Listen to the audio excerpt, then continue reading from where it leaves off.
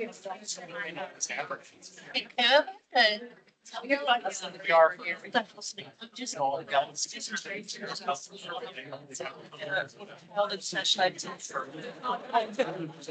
is nothing new to some of them. Other option. So Martha and I met in my. Well, that's what made me think of when you said the wing people. Yeah. You know, jam. Good selection. Well, you all are good. It's my first time getting to meet all those people, right? New land, new life. Yeah. Historical exhibit of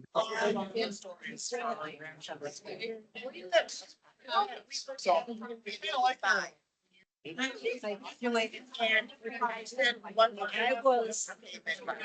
were here. And Lori and Spotlight and her who's next door. They're on Glendon. This morning? No. No, easier. We also try to be sure we have the sound system set up. You know, this is our very first session where we've had our sound system working and our video working, and we are recording it. So this is our really a very first, and so this is a wonderful thing. Secondly, Charlotte has provided us with a treat, and that is waffles. And we haven't had waffles for several weeks. This is a special thing that they're doing just for us, because we have a waffle on our agenda, if you know this. So everyone can have a chance. I don't like anything else with it. And also, I need to share with you that one of the reasons why our seminar is called in the settlement areas is it's part of our bicentennial celebration for the Norwegians' very first organized trip to the United States. Some of you already know, and last year we talked about it, that there were many Norwegians that came during the colonial era. Much more research needs to be done about that. So it wasn't the first Norwegians that came, it was the first organized Norwegians. And that's a key word. So we need to remember that. And for those of you that were here last year, you heard the presentation about those that came. And the very first one came in 1624. And so that's nice to know. We may have had some patriots who fought in the Revolutionary War. We don't know. We have to double check that. But we do have 3 Norwegians that were assigned to ships run by John Paul Jones. So we know that the Norwegians were involved with the shipping industry too. But this morning, we're fortunate to have a really nice exhibit, and we're going to be hearing about that. And we have the person responsible for getting it organized like this. So I'm going to turn the mic over to Jean Knapp, and she's going to introduce our first speaker.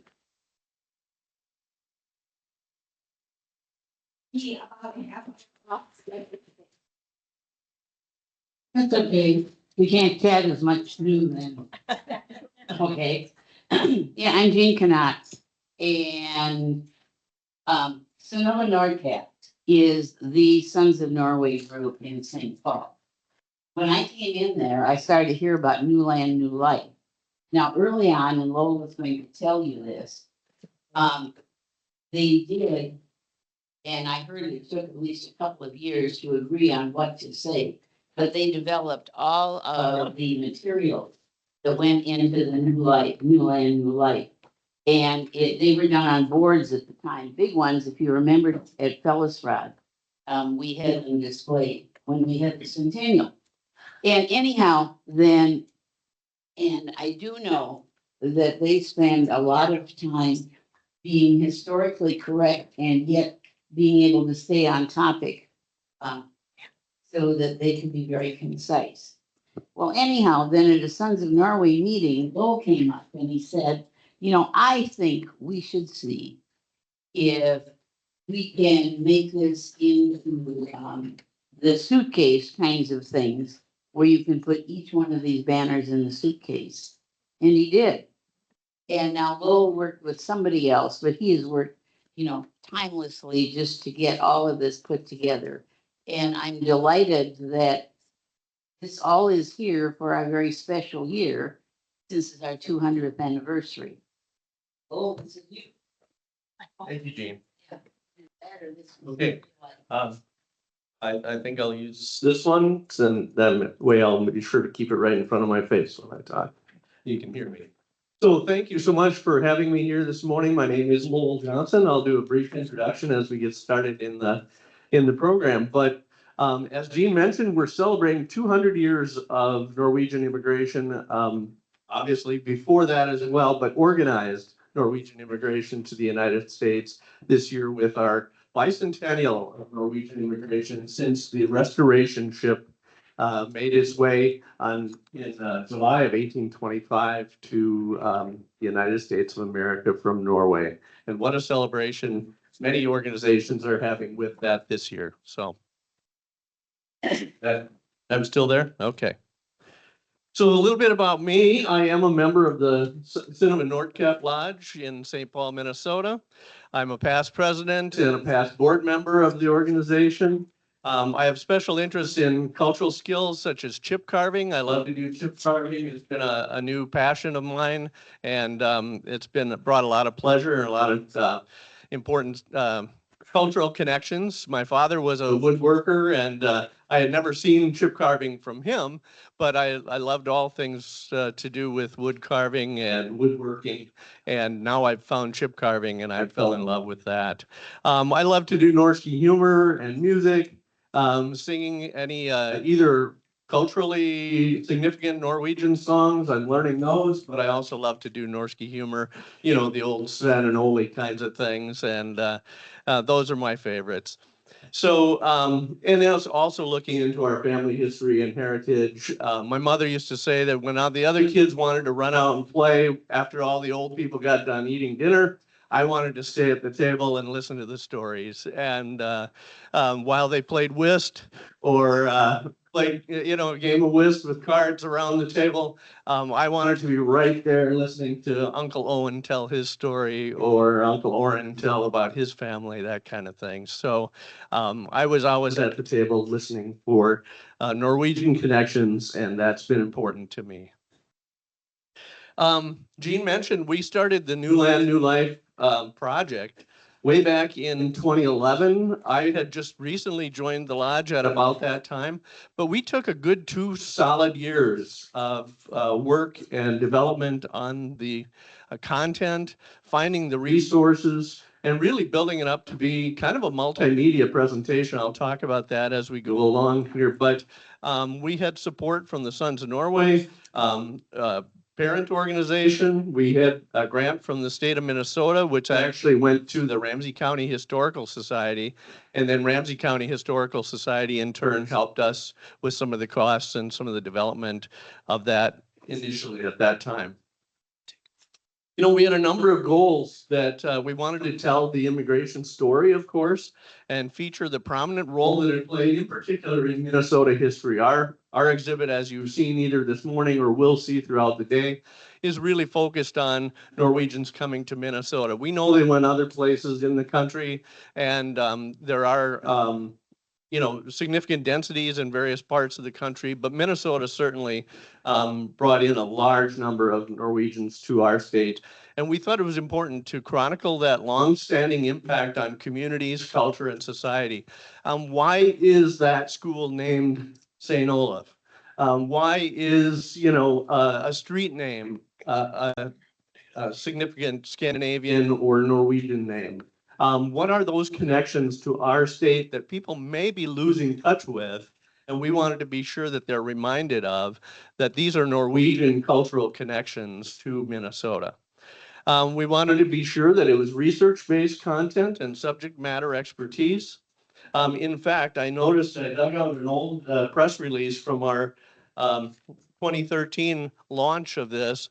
And one of the things we say in that press release said the exhibit may be one of the most ambitious projects undertaken by a local Sons of Norway Lodge in America.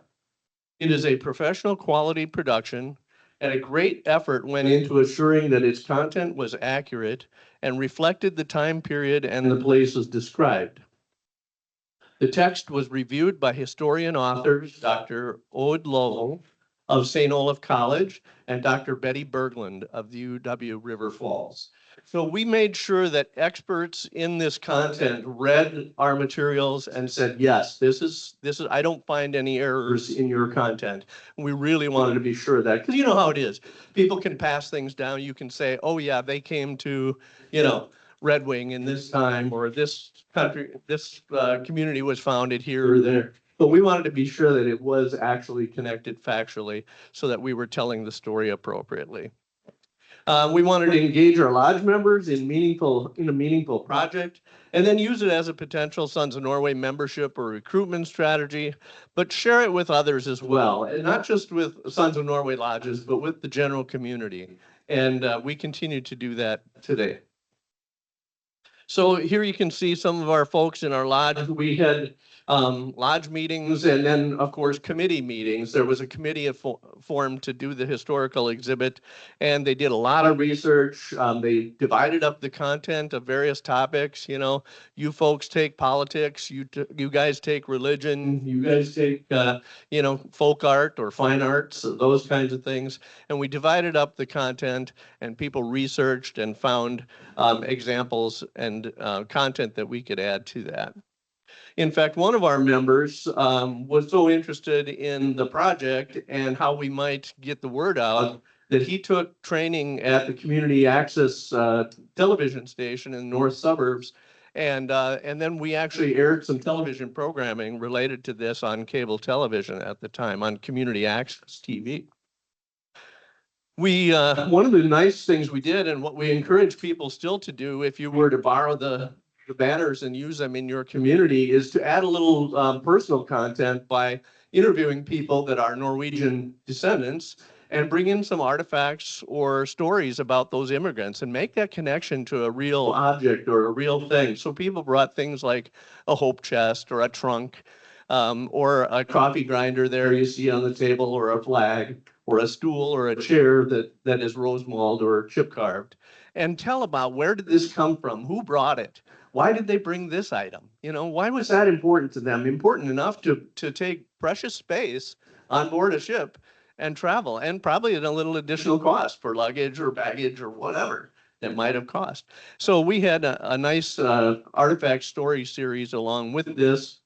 And in fact, the woman that you see at the table conducting the interviews, she was a staff member of NPR, and was a member of our lodge. She has since moved to New York City and works on podcasts now, I think, for ABC News, I believe it is. But Sasha Aslanian was her name, and she did the interviews with our lodge members.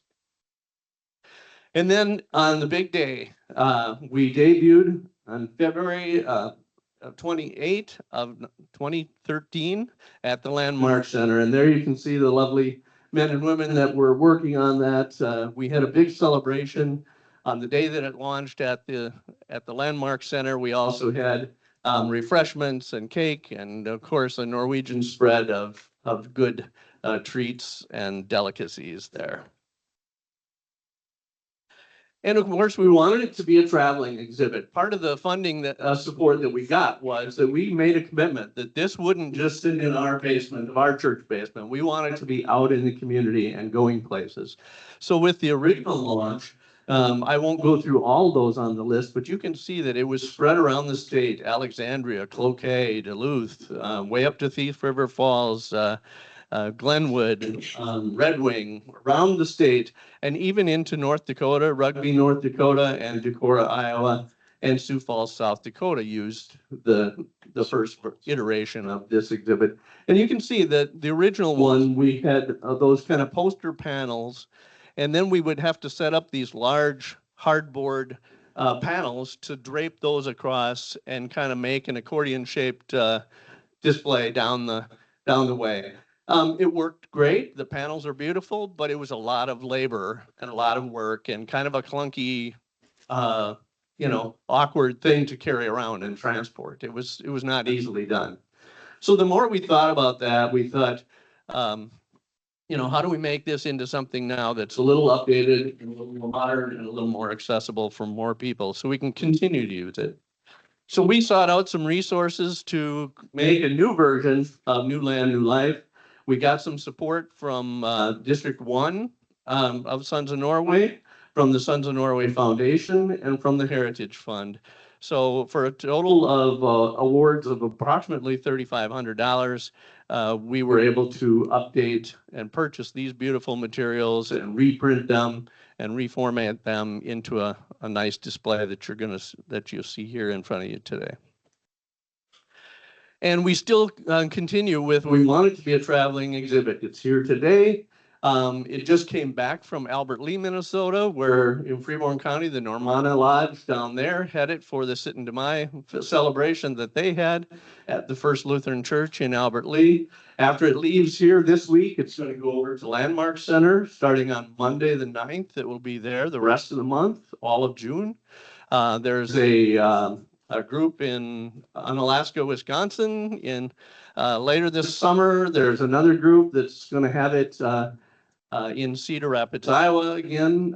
It's going to go down there for almost a month, and then it's going to come back home again to Minnesota in the fall and go up to Bemidji, and 3 communities up in the Bemidji area are going to share it for about a month. So it's being booked and it's on its way out into the community so that people can see it and enjoy it. If you are interested for another group that you're involved with or another community someplace, we have all the resources online on our, and I'll pass out a handout when we're done here today. But you can go on our lodge website and you can inquire about a reservation, and I'll work with you to make sure that we can try to find a time for you to have it for your community.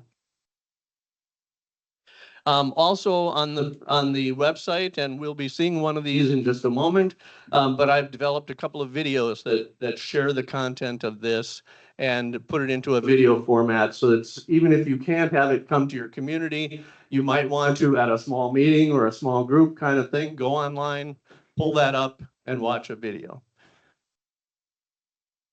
So here we go. And thank you to the wonderful tech crew that was here that helped me get this set up so that we can watch this and enjoy this video this morning. Here is New Land, New Life.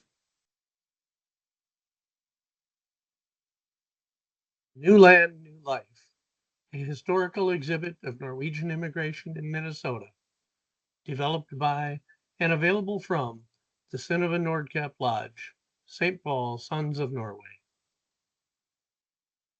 About 25 minutes, by the way, on this video. Over 800,000 Norwegians immigrated to America between 1825 and 1925. 1 in 3 of them settled in Minnesota. This period of Norwegian immigration has shaped our families,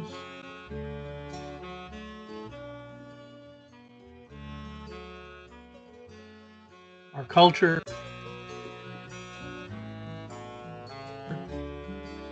and our communities.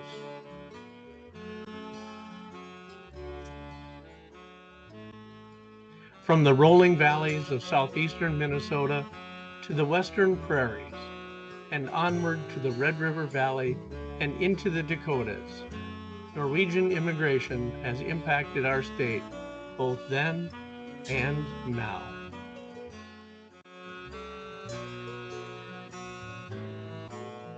Of course, Minnesota immigrants were not the first Norwegians to venture across the seas.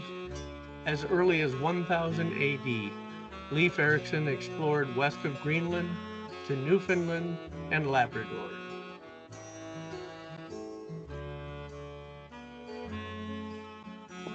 But it was in 1825 when 52 Norwegian immigrants set sail on a small ship called Restoration, headed for America.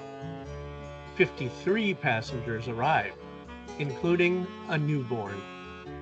A new land and a new life indeed.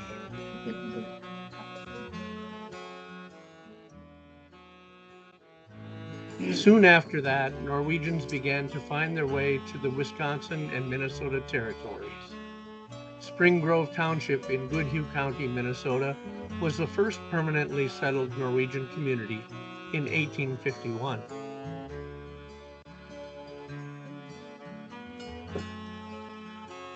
Why did they come to America?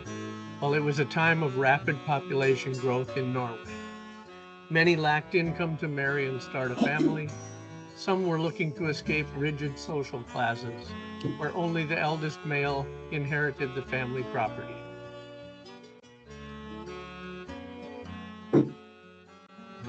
And some found America appealing because there was no state church.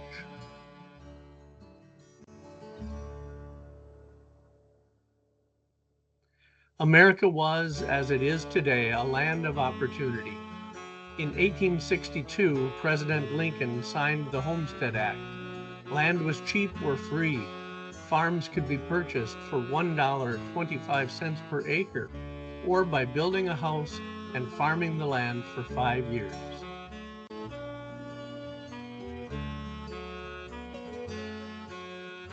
Treaties with the Dakota tribes opened the Minnesota Territory to settlers. Railroads sold tracts of land to immigrants. And of course, letters, invitations, and prepaid passage tickets from Norwegian Minnesotan friends and relatives encouraged more to come experience this new land and new life.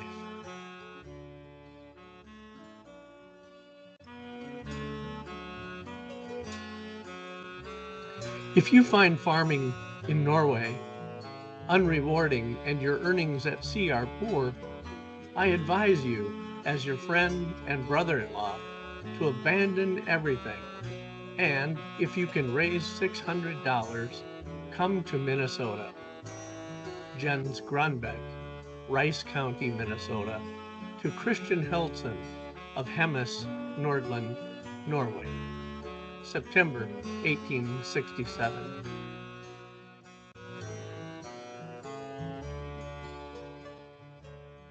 In the 1860s, the Park region west of central Minnesota became the state's second major rural settlement.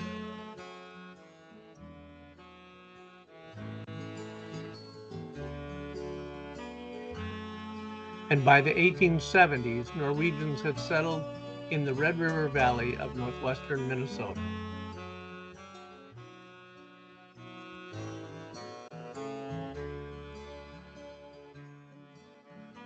Most immigrants would farm.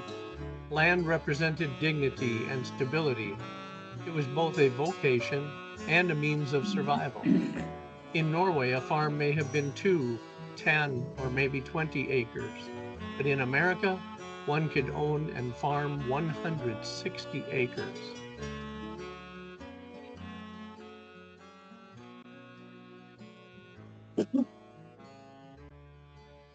Often beginning with a log house, then adding a cluster of small buildings, such as a horse stable, a cow barn, chicken house, or hay shed, or a corn crib.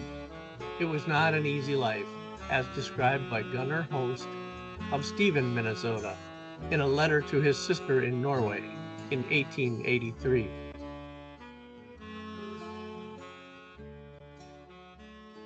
We can't have much livestock because it's too cold. Our work days last from 6 o'clock in the morning until 6 o'clock in the evening. The most pleasant time is before and after supper. You must tell Salma I am a master of potato cakes. We frequently dine on duck, as there are lots of them around here. I have baked bread this week, and as you know, we live rather frugally. Flour and water in different combinations, such as porridge, pancakes, lefse, etc.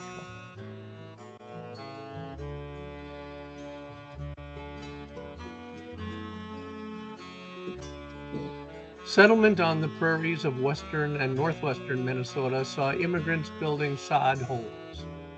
They were small, dark, and often shared with the company of insects, mice, and snakes. But the soddies were snug and warm against the cold. Winter brought blizzards, and it was common to tie ropes between farm buildings to feel one's way back to the house in a storm.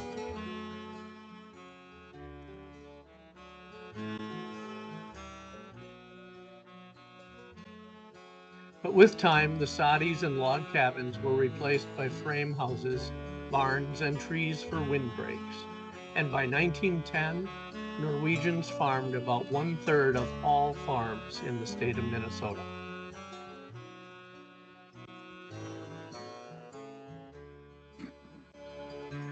Norwegian immigrants gravitated to former jobs once held in Norway.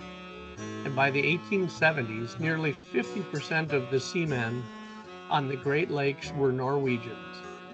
Experienced Norwegian mates and captains worked the steamers. Many settled in Duluth and Superior.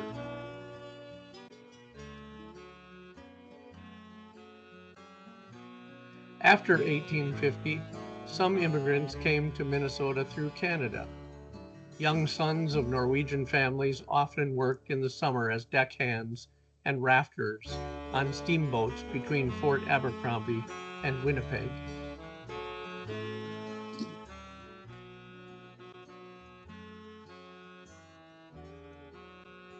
Other immigrant occupations included forestry and sawmills.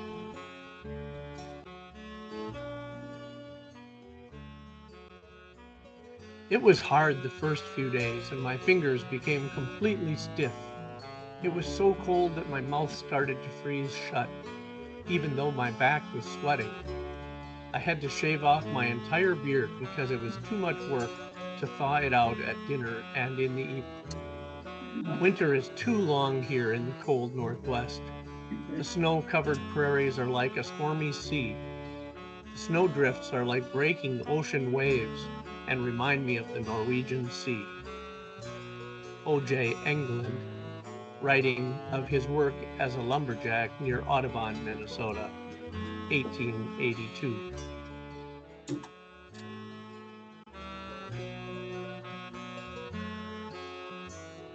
As more urban communities grew, many Norwegian immigrants were employed in factories,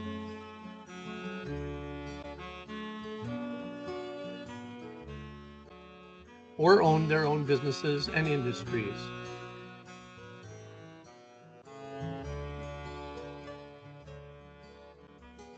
Many women worked as domestic workers or were trained as nurses and teachers.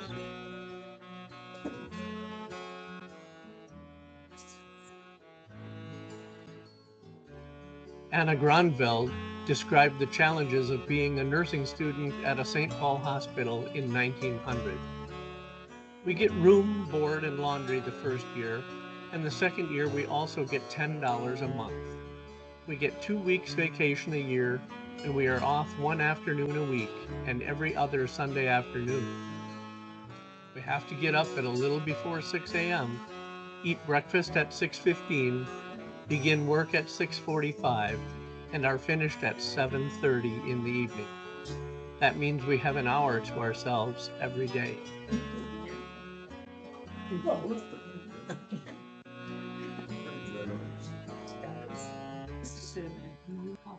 Raised under one state church in Norway, the early settlers were Lutheran Protestants. The Bible, hymn book, and catechism provided both inspiration and education.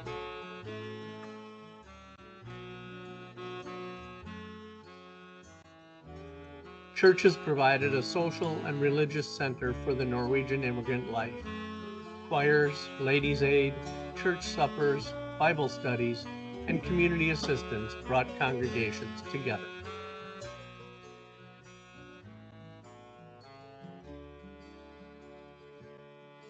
Lutheran pastors were in short supply in the mid-19th century, and seminaries were needed to educate and provide new pastors.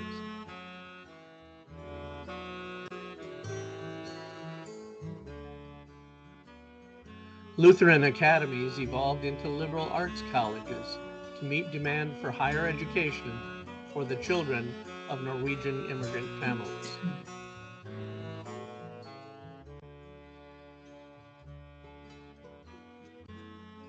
There was pressure to learn English in public schools and political pressure during wartime.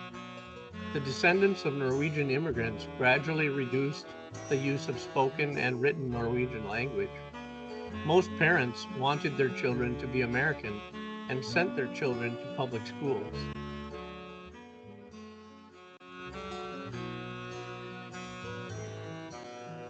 Children learned English and were often assigned Americanized first names. Grades 1 through 8 often had one teacher in a one-room schoolhouse, and attendance varied due to the demands of farm work and volatile weather.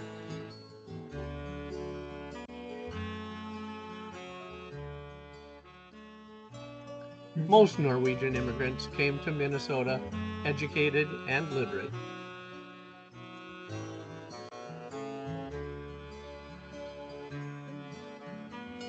Father has yet learned little English, so when he went to town to do trading or other business, he would take me along as interpreter, for I had been at school a few months of each year of the 4 years since our arrival, and I thought I was quite proficient. Andrew Birdall, in his autobiography on immigrant life in Houston County, Minnesota, 1860.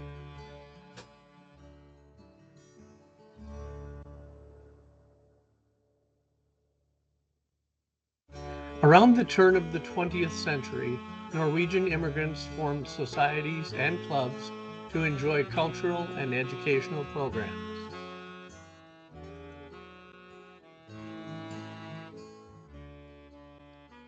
There were athletic contests and galleries and concerts.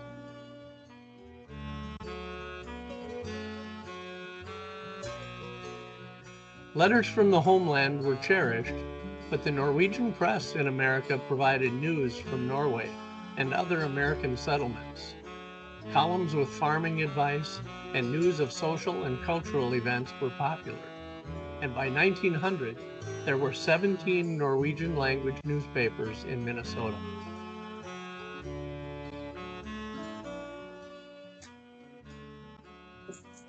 Humor has always helped people survive adversity and celebrate ethnic identity. Cartoons by Spring Grove farmer Peter J. Rosendahl, featuring characters Han Ola and Han Per, brought smiles and laughs when published in the Norwegian newspaper, the Dakora Posten.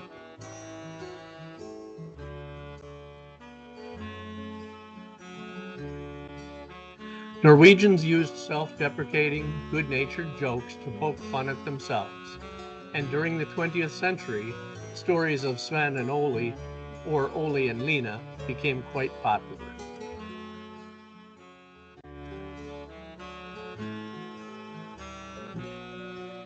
But notable Norwegian authors were not limited to folk tales and children's stories. Ole Rolvag wrote the classic Giants in the Earth. Thorsten Veblen, a prolific author-economist, wrote of the predicting war and the nation's economic depression. Drude Krogh Jansen, a novelist of women's suffrage and social causes, wrote A Saloon Keeper's Daughter.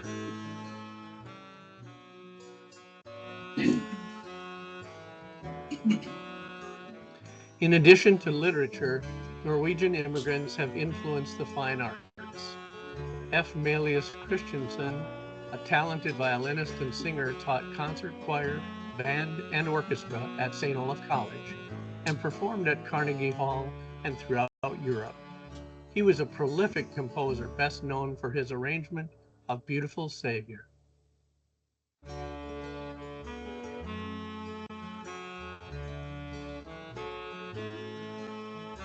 The works of sculptor Jakob Fjelde can be seen in the Twin Cities and internationally.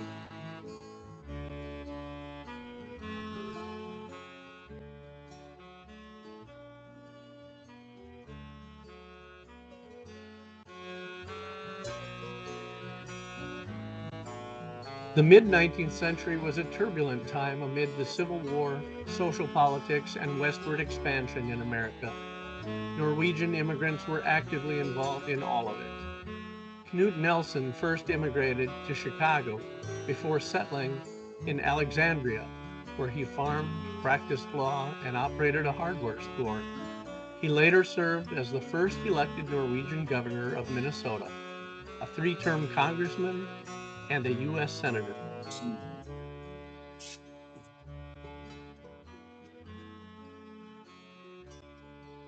Other notable political and public reformers included Andrew Volstead, U.S. Representative, whose name is most associated with the United States Prohibition Act of 1919.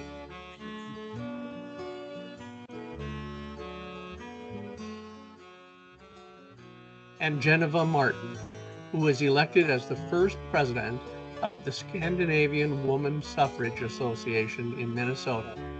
Her work led to passage of the Women's Right to Vote Act in 1920.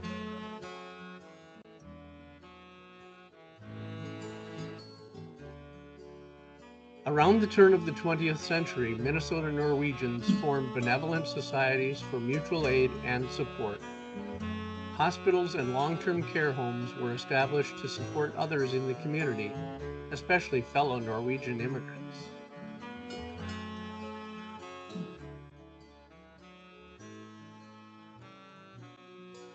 In 1925, the state of Minnesota and the nation celebrated 100 years of immigration of Norwegians coming to America. The centennial featured many state and national notables, including President Calvin Coolidge.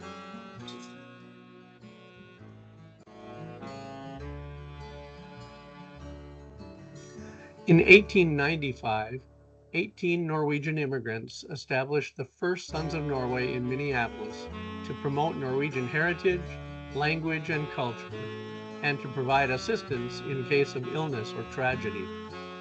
Many Norwegian service and cultural groups continue today, including the Sons of Norway.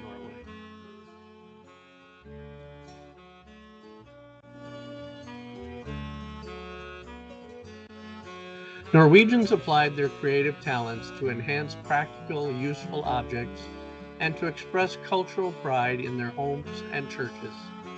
Many of these cultural folk arts remain popular today. Things like rosemalling,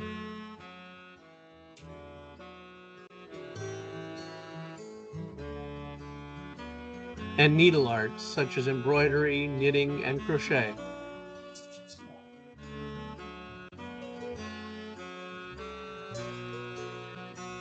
And various styles of wood carving.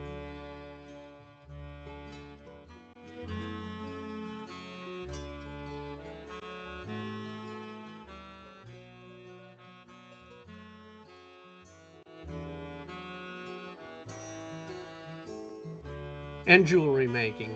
These cultural artifacts remind us of our heritage and those that came before us to a new land and a new life.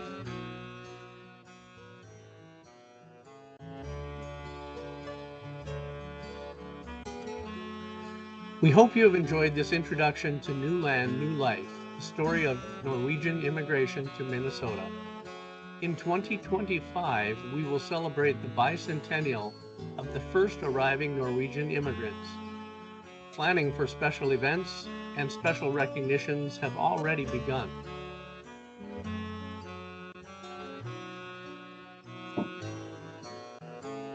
The New Land, New Life exhibit was developed as and continues to be available as a traveling exhibit. The St. Paul Synnøve Nordkapp Lodge wants to share this amazing story of Norwegian immigration with you and others in your community. If you are interested in hosting this exhibit, please contact us.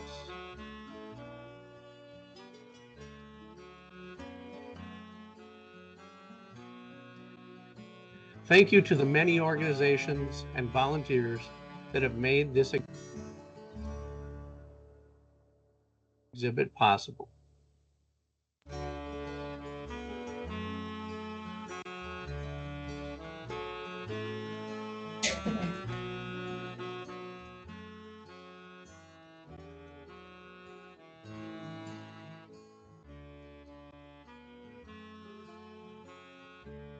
Land and Life exhibit is made possible through generous grants from the Sons of Norway District 1, from the Nordic Heritage Fund, and from the Sons of Norway Foundation. Thank you for your support.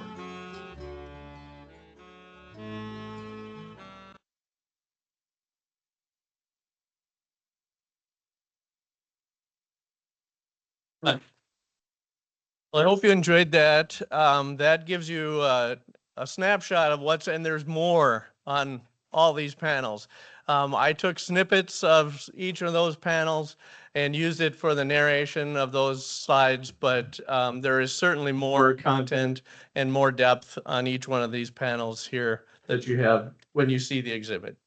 So again, this 2025 marks our bicentennial of celebrating our Norwegian immigration.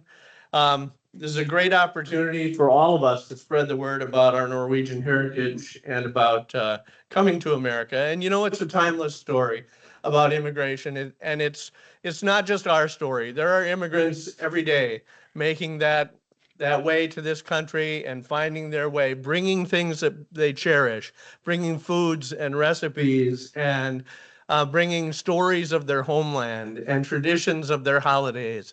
And it doesn't matter. We love our Norwegian heritage, but you know what? There's a lot of people doing this same thing and loving their heritage and their culture as they immigrate to America, and we should celebrate that right along with them.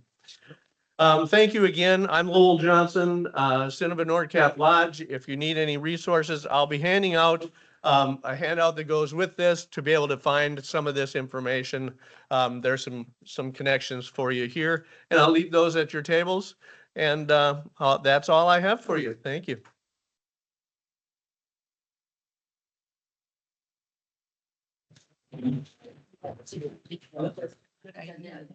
Yeah.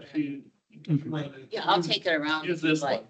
What? Yeah. Oh, I think for the recording, Gene, they want to use this microphone. So I can take questions if there are some questions. questions? Well, that means that you covered it very well. Here's one, I guess, in the center. Yeah.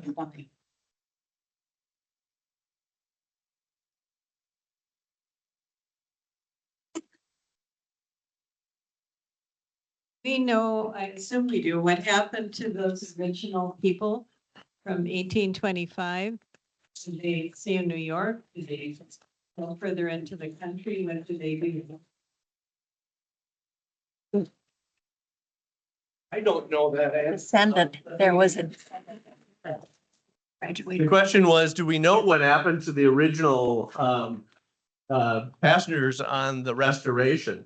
I'm sure somewhere there probably is some story about that. I see a hand up over here. Maybe someone knows. Yep. Initially went to Holly, New York, but then they established a permanent settlement in Illinois. And I believe it was called Spring Valley. So that's where they ended up. If anyone else has a clearer idea, let me know, but that's my recollection. So they established Fox River Valley. Fox River Valley. Yep. In Illinois. Yes, yes, sir. This gentleman over here.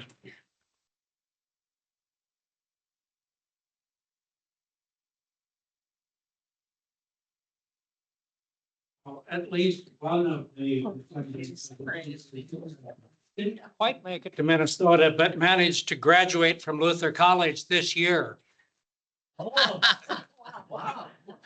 And there is a family, a super family that lives in Decorah, and others are scattered all over the country. So, like other Americans, they tended to keep moving west. I'm sure there's some in California as well. That's wonderful. Yep. Anybody else? Here's a question in the center table. Yeah. Yeah, Lori. Society. There's articles in various publications that are out and around, like the Vesterheim has a incredible magazine that comes out twice a year, and it has a good article on the sloop that came and about what happened to them and about how they came thinking that they were going to sell their sloop, their boat, I can't say the word, and get their money to go and buy land and prosper. But they had to pay their debt off when they arrived because of some reason they had too many people for the weight or something, so they had a big debt to pay off, so they really didn't have the money. But the article goes on and talks about how they went. And so there's articles around. Yeah, yeah. It's somehow you can find it. Thank you. Yeah, that's great. Yeah. Thank you. I saw a hand in the back. You know, one of the things that really surprised me when I finally took the time to thoroughly read this is how much history they put into just this number of panels. Leads to my question. These are awesome panels, including the stands. Who made them? Thank you. We purchased them through a company called American Business Systems. It's I just started by Googling, retractable banners is what I had searched for. And there's a number of companies out there. They usually do these for like marketing and sales at conferences or trade shows and things like that. That's kind of their main business line on that. But if you have the graphics prepared or work with somebody to prepare graphics, you could make a sign like this for your group of somehow, or even a different topic. So yeah, but American Business Systems is who I worked with. And they have a local sales rep that I ended up in contact with. Thank you. Very quickly, I want to add to the religious freedom part of it, because that's really the reason my grandfather Lane came to the United States, because he was a Methodist in Norway. In fact, his parents were among the founders of the first Methodist church in Norway. But the reason he came for religious freedom is because in Norway, not being a member of the state church, he could not have a government job. He could not be a school teacher. Anything that had to do with government, he was banned from, because he did not belong to the state church. Wow. So, and then when I was a little girl in Minneapolis, we had 6 Norwegian-speaking Methodist churches. Hmm. And the one my family belonged to was Bethlehem in North Minneapolis. Thank you for that. Yeah. All right. I know we need to keep moving. Church in You wanna Decorah. take a couple more? Yeah, we can. The next speaker is at 10:30, right? Yes, but we have to have a break too. Yeah, we will. Okay. Okay, if there's anybody else that has a question, There's one over, coming. gentleman in the center, and then this woman over to the right side of the room. My right side of the room. Thank you much for all this that you presented. I'm just kind of, as a young grandson, getting into it. I am just curious, how many people went to a one-room schoolhouse?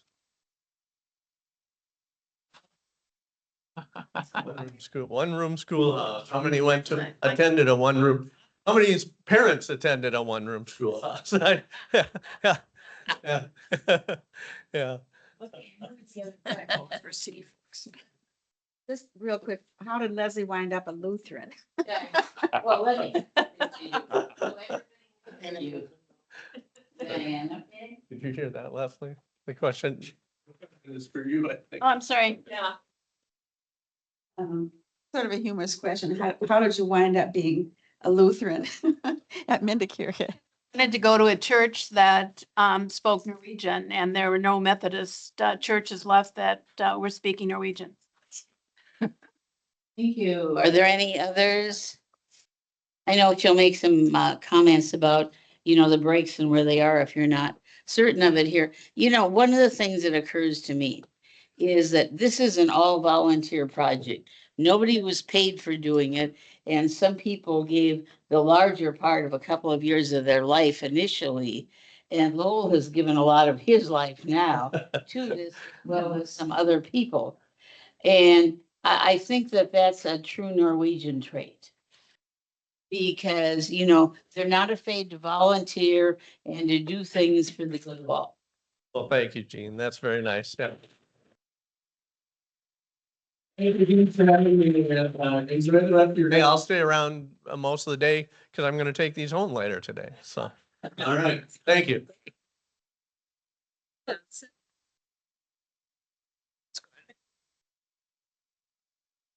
Now we have to take a short break because we need to set up for our next presentation. And we have to double check with the computer to be sure that it's set up. So you can stand and stretch for a minute, and it will probably be about 7 minutes or so.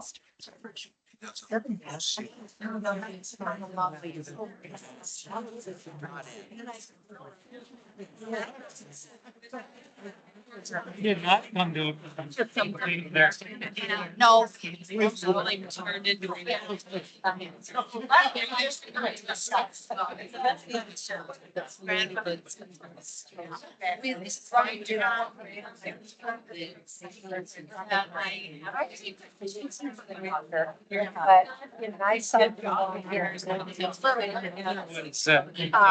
When I say. You know. I wondered, I thought I'd see you today. So, team up. Sure, that's it. I understand. That was. We're so fed up with the fact that grandfather little pamphlet announcing the state church in Denmark. Only 50 years. Yeah. I've never seen a copy of it. That's pretty good. Here. Colby. And I had.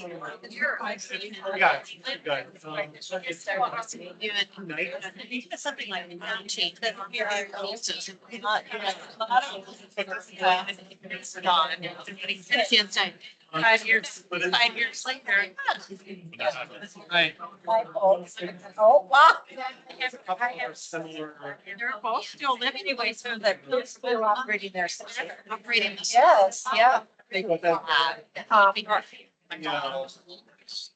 Chatted with her. That makes sense.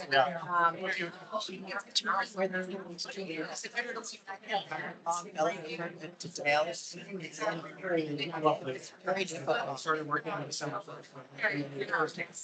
Yeah. It's just like, you're not. It was sort of. Are still. I know that with the growing up in our school. I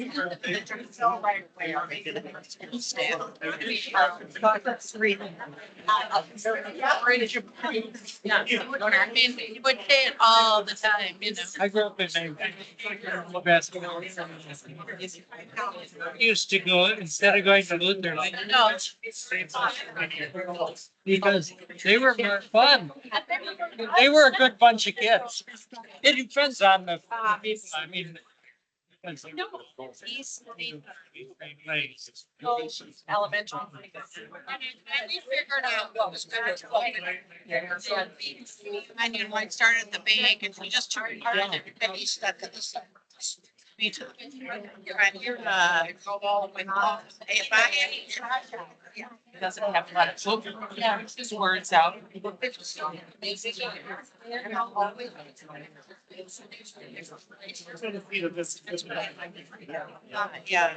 And I had the. My. You think anyone did it themselves? How about yours? So I walked across the, seeing is what they wanted to integrate. And, The black button. Shut their mic. There's some. so I told. There is a, Reading. Norwegian Methodism, yeah, by Anderson. And I have fun with that. I remember meeting him. Hours a week.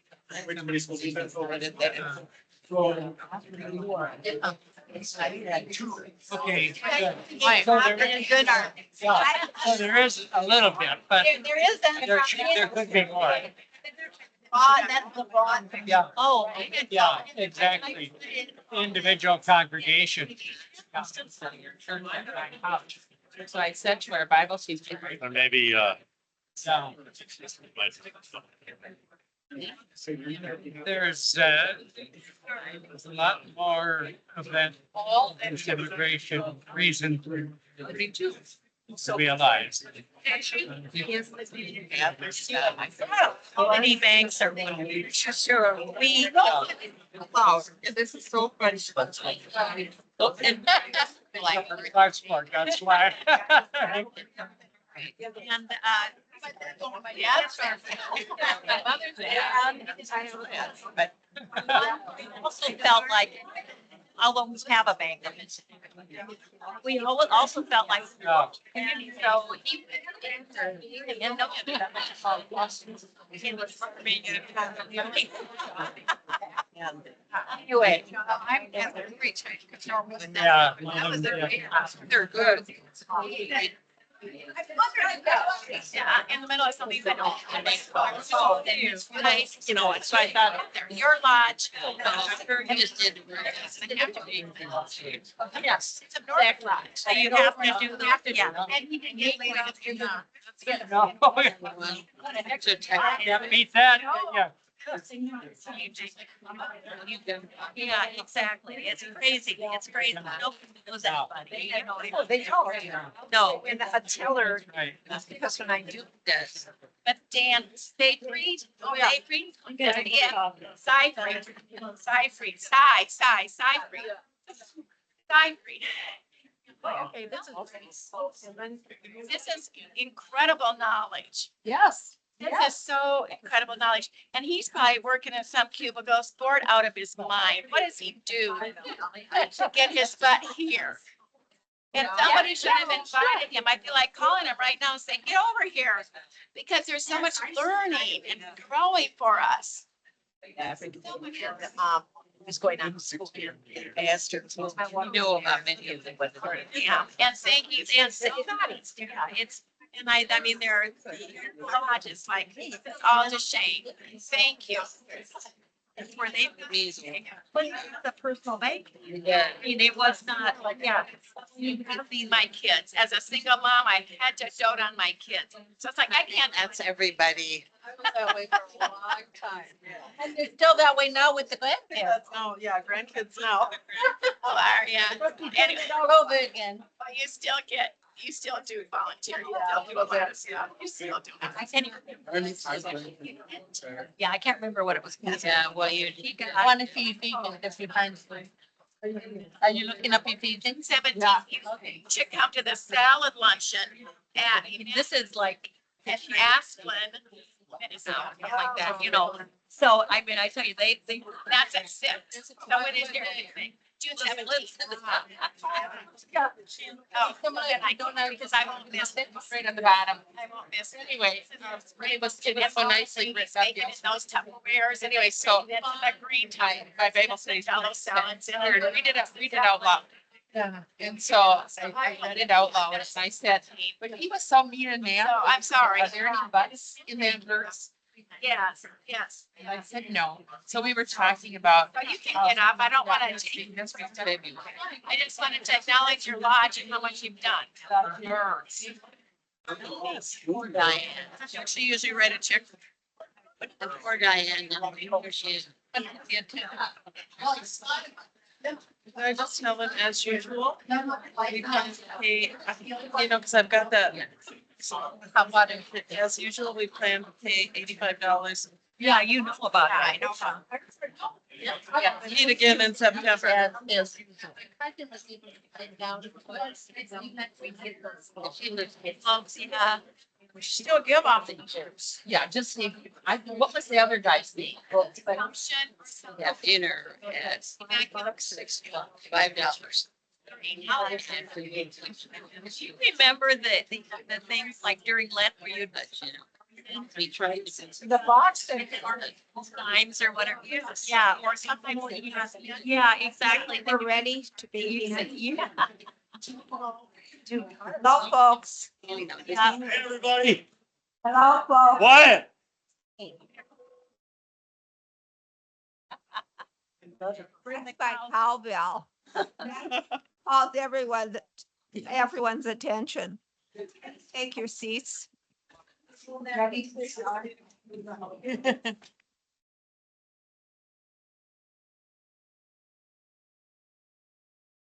Yeah, that's right. During grade school. met. After we were married.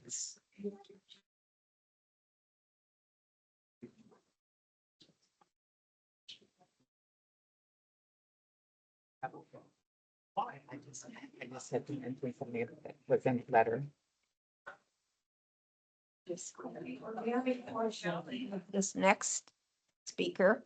It's a program that I had wanted for Tuesday Open House for a long time, not necessarily a particular topic, but I'd wanted Margie Price to talk to us. She is a renowned author and has been very interesting in stories about Minnesota and about her great grandmother.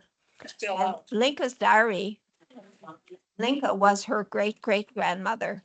And I think, given this being the bicentennial, it's especially important to learn more about Linka because she apparently was a meticulous writer and shared so many of her stories. And it's my understanding that Margie knows the diary backwards and forwards in every way possible. So she can tell us about that. And then she will also, I hope, tell us about some of the books she's authored because we need to hear about that as well. So please welcome Margie Price. Thank you. Thanks very much. Is this a good volume? Everybody hear me? I'm a little discombobulated because I thought I was going to really be smart and drive down here last night. I did and get here in time to hear the first speaker and so be apprised of everything that's happening. And then this morning, I could not find my car keys. I mean, I stayed at my cousin's house. We tore the house apart and fortunately, she has the car. So I managed to get here, even though I could have walked. It's like a mile away. But I don't have books for sale. Let's hear a groan, sadness. I know. It's tragic, but we'll just try to make do. Anyway, thank you all for being here, and thank you, Marilyn, for inviting me and for that nice introduction. I actually kind of suspect that all of you know more about Norwegian immigration than I do.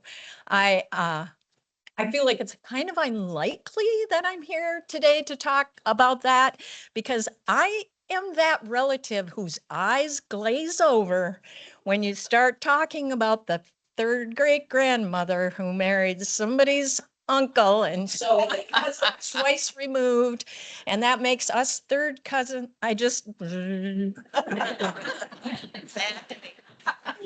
yet here I am to talk about Linka's diary, and why I read that diary in the first place. The reason I read it is I had to write a book. I had written two novels for young readers by this time, both based on the lives of real people, and they had done pretty well. And so I knew I wanted to write another novel based on the life of a real person with lots of action and adventure in it. And I knew that because my editor told me that's what I wanted to do. So I was casting about, wondering who to write about when my Aunt Marilyn, yet another Price, she said, what about Linka? She was a real person and she kept a diary about her life, and which included immigrating from Norway to the United States.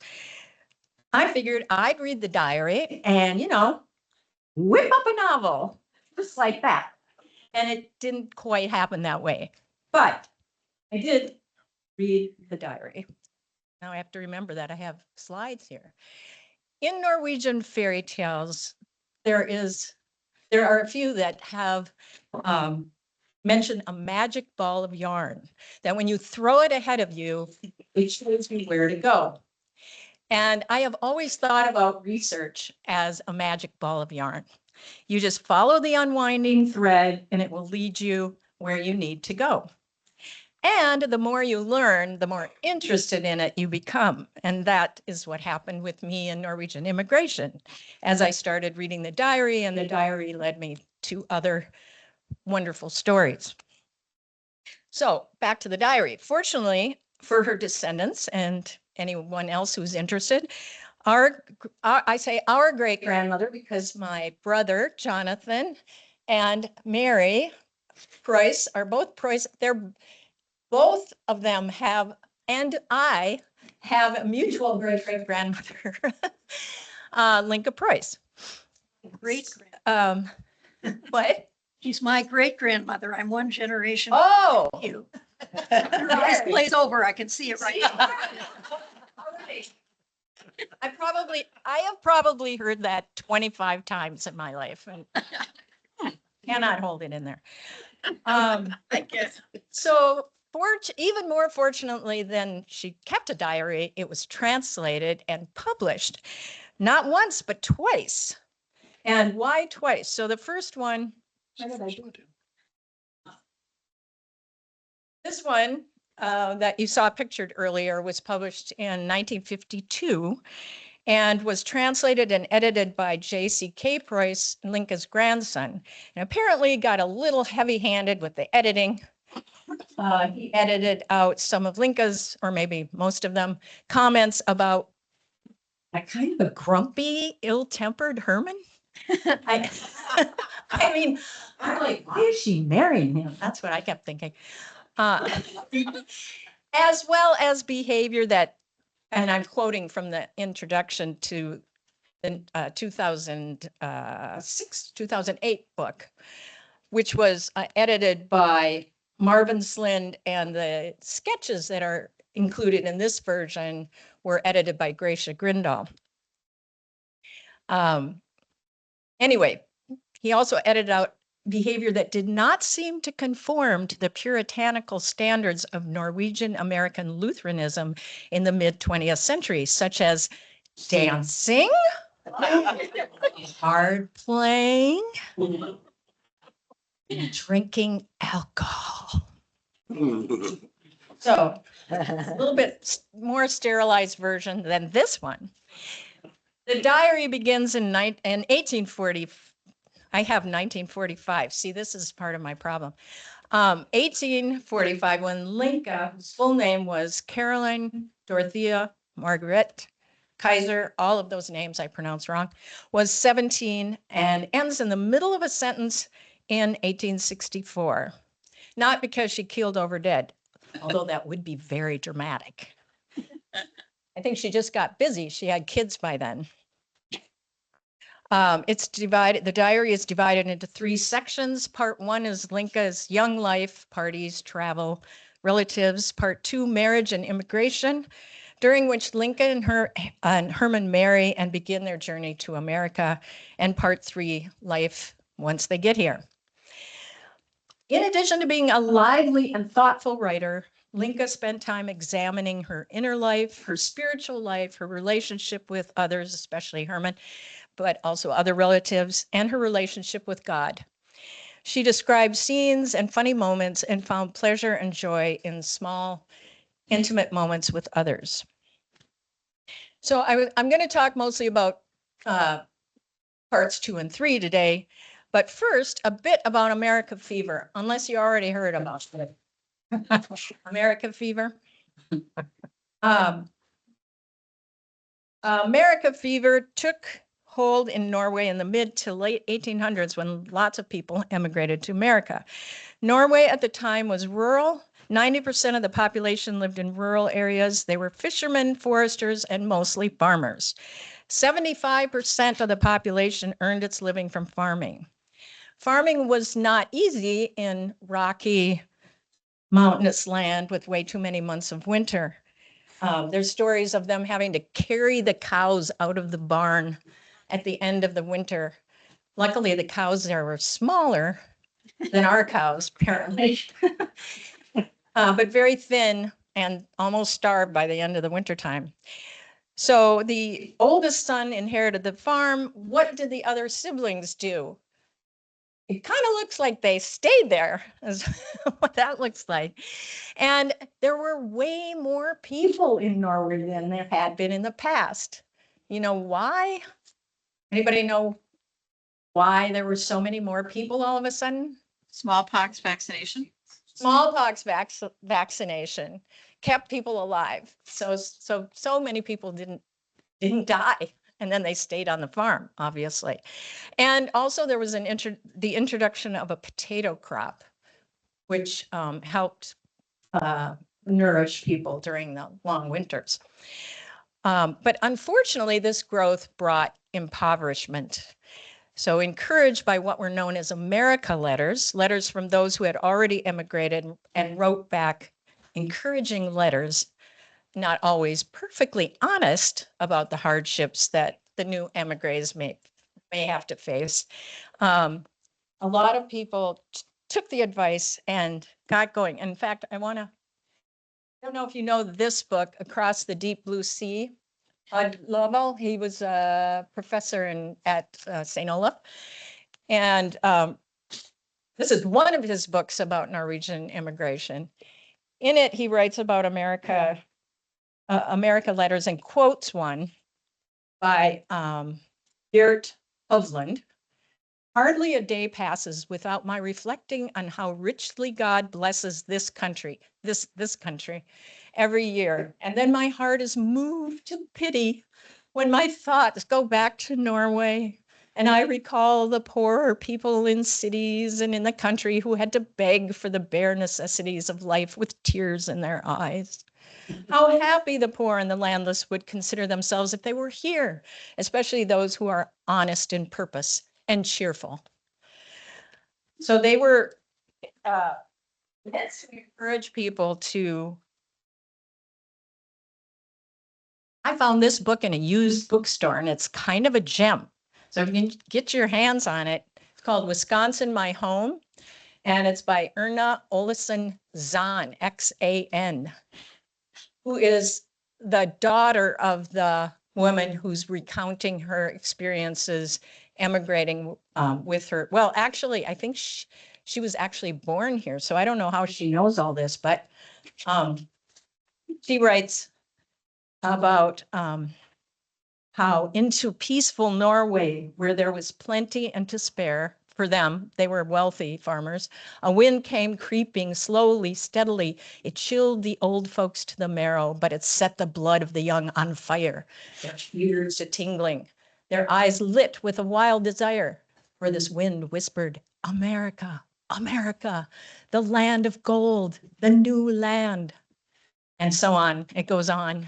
So they end up immigrating after the Civil War is over.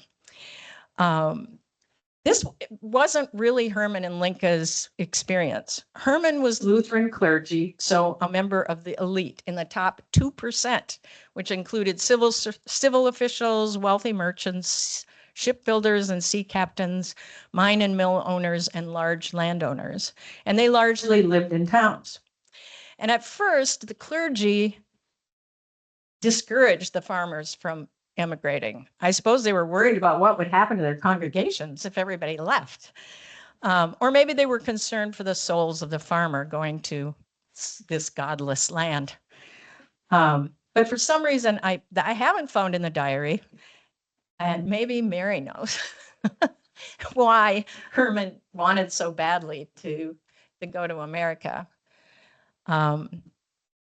It just was. He just wanted to. I mean, it's never mentioned, and it's never mentioned why Linka does, other than she wanted to go where Herman went. So he wanted to go to America, in particular, hoped to get a call from Spring Prairie, Wisconsin. He also wanted to marry Linka and bring her along. Now, Linka was kind of spunky for a 19th century girl, and one who was going to become a pastor's wife, no less. On the night before she is to marry, she says, let's see what she says. I think it's in here somewhere, but I hope I marked it. All right, right. All right, I'm going to read it from out of here then. Adieu, girlhood. She's about to get married. She says, this evening I am to say farewell and thank you for good companionship to my girlhood. I know what you have been to me and what you have brought me, but I do not have any clue of what wifehood will regale me with. So she says, adieu, girlhood. We have always been good friends. I cannot remember any day that I've been bored with you, and still I will part with you. Certainly, wifehood must be somehow appealing since I have decided to join it. But how? Then she has a little argument with herself about whether she's going to be a slave when she becomes a wife or not. Oh, I think I might have the quote, but I think it might be, yeah, okay. Anyway, it comes a little bit later. She says, I am too stubborn to agree with you that the woman shall not think about independence. The human being is an independent creature, and I will recommend every woman to consider that. I insist that every girl should and must do that. And that little passage really rang through to me and made me want to learn more about not just Linka, but other Norwegian girls. And I felt like, well, you know, they had a lot of responsibility. Norwegian farm girls were in charge of the livestock. They were sent up to the Seder all by themselves for the whole summer to take care of the livestock and make the cheese and everything and deal with the trolls and everything. And they were tough and resilient. And like the girls in Norwegian fairy tales, well, the girls in Norwegian fairy tales are often they rescue themselves, they rescue their sisters, and they even if a boy or a young gentleman comes to rescue them, they're the ones that tell them how to do it. You know, you drink out of that flask and then take that sword, and then when the troll comes in, you then chop off his head. They have to get full instructions from the troll. So it made me wonder about the many young women who traveled to America, sometimes all alone, and how much of their spirit adventure and willingness, even eagerness to take that long journey to the unknown, how much of that came from the fairy tales that they heard, or how much were the fairy tales influenced by the fact that these girls were strong and resilient and independent? I don't know. But it did influence the book that I eventually wrote, West of the Moon, which is influenced by the diary, and we'll get to that later. So let's just finish this stuff about people immigrating. So by 1860, 70,000 people had departed Norway for America. And at that time, Norway had only 1.6 million people. So it's really losing its population there. Finally, on New Year's Eve, 1850, Herman was called to the parish in Spring Prairie, and they had to hastily take care of everything and get ready since they would sail in early May. Unfortunately, there's very little in the diary to describe the preparations for their trip. Linka mentions the wedding presents, writing, all the presents have been chosen with our long journey in mind. That is, there are mostly transportable things like silver, embroidery, and table linen. Then in part 3, she mentions that half of all, after they've arrived, half of all her table linens were ruined, and some of Herman's books and several clothes damaged when the box they were in was left out in a thunderstorm in Milwaukee. Actually, better information about what the process of getting ready I found in other books, including this one, who she writes, and I do have some slides here. Oh, there it is. That's the quote. And there are the fairy tale girls. I forgot I put this in there. So here are people getting ready to go, and what they're bringing with them: clothes, blankets, spinning wheel, kettles, heirlooms, silver, and numerous household things in the many handmade boxes and chests, along with food for 9 weeks of sailing. And the biggest chests of all, 6 by 3 feet, flour, cornmeal, graham flour, and so on, dried beef and pickled herring and salted meats and fish, dried legs of sheep and goats. She mentions that they had one lone leg of goat left when they got to America. I bet that was delicious. Butter, cheese, flatbread, and so on. And Linka also talks about what the other passengers brought. chests and boxes filled with flatbread, meat, butter, and more. Others contained different kinds of cheese, including Gomolost. Finally, there were kegs filled with salt herring. She mentions, inevitably, the odor. At one point, she writes, "A smell has made its way into our room from the immigrant room. It smelled of tobacco mixed with camphor, and it was terrible." So they were in the first class, Herman and Linka, and then the farmers were between decks, which we're going to get there here pretty soon. So they would have to put all these boxes into small boats to take to wherever they were going often. And this is what the harbor in Bergen looked like, and I think it's 1860. So arriving on shipboard. This is a Columbus, which is a ship that they sailed on.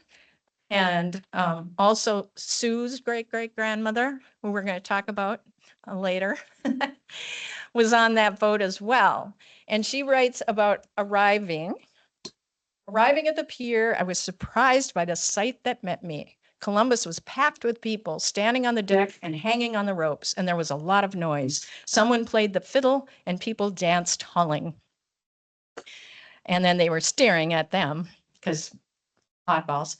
So the farmers looked down on Herman and Linka and some friends that had come on board with them until they left.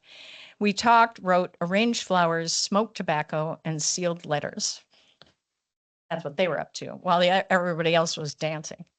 So the next days after they set sail were rough, and the passengers, including Linka, spent a lot of time talking to the crabs, as she put it. But it warmed up, settled down, got still. And after the weather calmed down, this is between decks. I don't think it's Norwegians because I don't think they were wearing top hats, but once on deck, when the weather calmed, she writes about little boys playing train, the little girls rolling peas and grain, while women knit, men lean on the rail, conversing, smoking their pipes. One day the children are chewing on sandwiches and throwing some to the hens. "Oh, you ungrateful rooster." He takes a whole sandwich from a little girl. Oh, how she's screaming. The rooster is so surprised at this, it gives her back the crust. Dolphins gather around the ships, either in a waltz or a gallop, she writes. And another time, whales swim alongside. And she writes, all of a sudden, we were in motion. A big whale right by the ship. Everybody up. And as we stood by the rail, the whale, as if to honor us, rose up so that we could clearly see the monstrous gray creature. "Would you look at that? It really is bigger than a cow," a farmer exclaimed. Their usual object of comparison. And as they got closer to, I skipped the part about them having fish because they did catch fish, especially on the banks of Newfoundland. And she writes that they caught a fresh cod 3 or 4 feet long and as fat as, she writes, well, I have a person in mind. But I don't think it would be appropriate to compare this person with a gaping cod. So as they arrive closer to New York, there's fog. And that's what I want to read from the old book because I just like the language better. Promptly, we heard the ringing of a bell, a signal from the steamer. Again, silence. The rumble comes nearer. We see nothing. The fog takes care of that. It seemed unlikely to us that the light of the torch could be seen, though the captain lighted it again and swung it from the roof of the deck house. In the meantime, the mate sounds the trumpet. There, the rumble is at our side. And now, just ahead of us, as not even a breath of wind touched our sails, it was only a matter of moments for the steamer to pass us. Oh yeah, I skipped the part that I like, is when the captain yells, "Get the speaking trumpet, light the turpentine torch." So all of these scenes, shipboard scenes, I think pretty much all of them I make mention of in West of the Moon. There were such useful and helpful and fun details to include. Then they arrived in New York.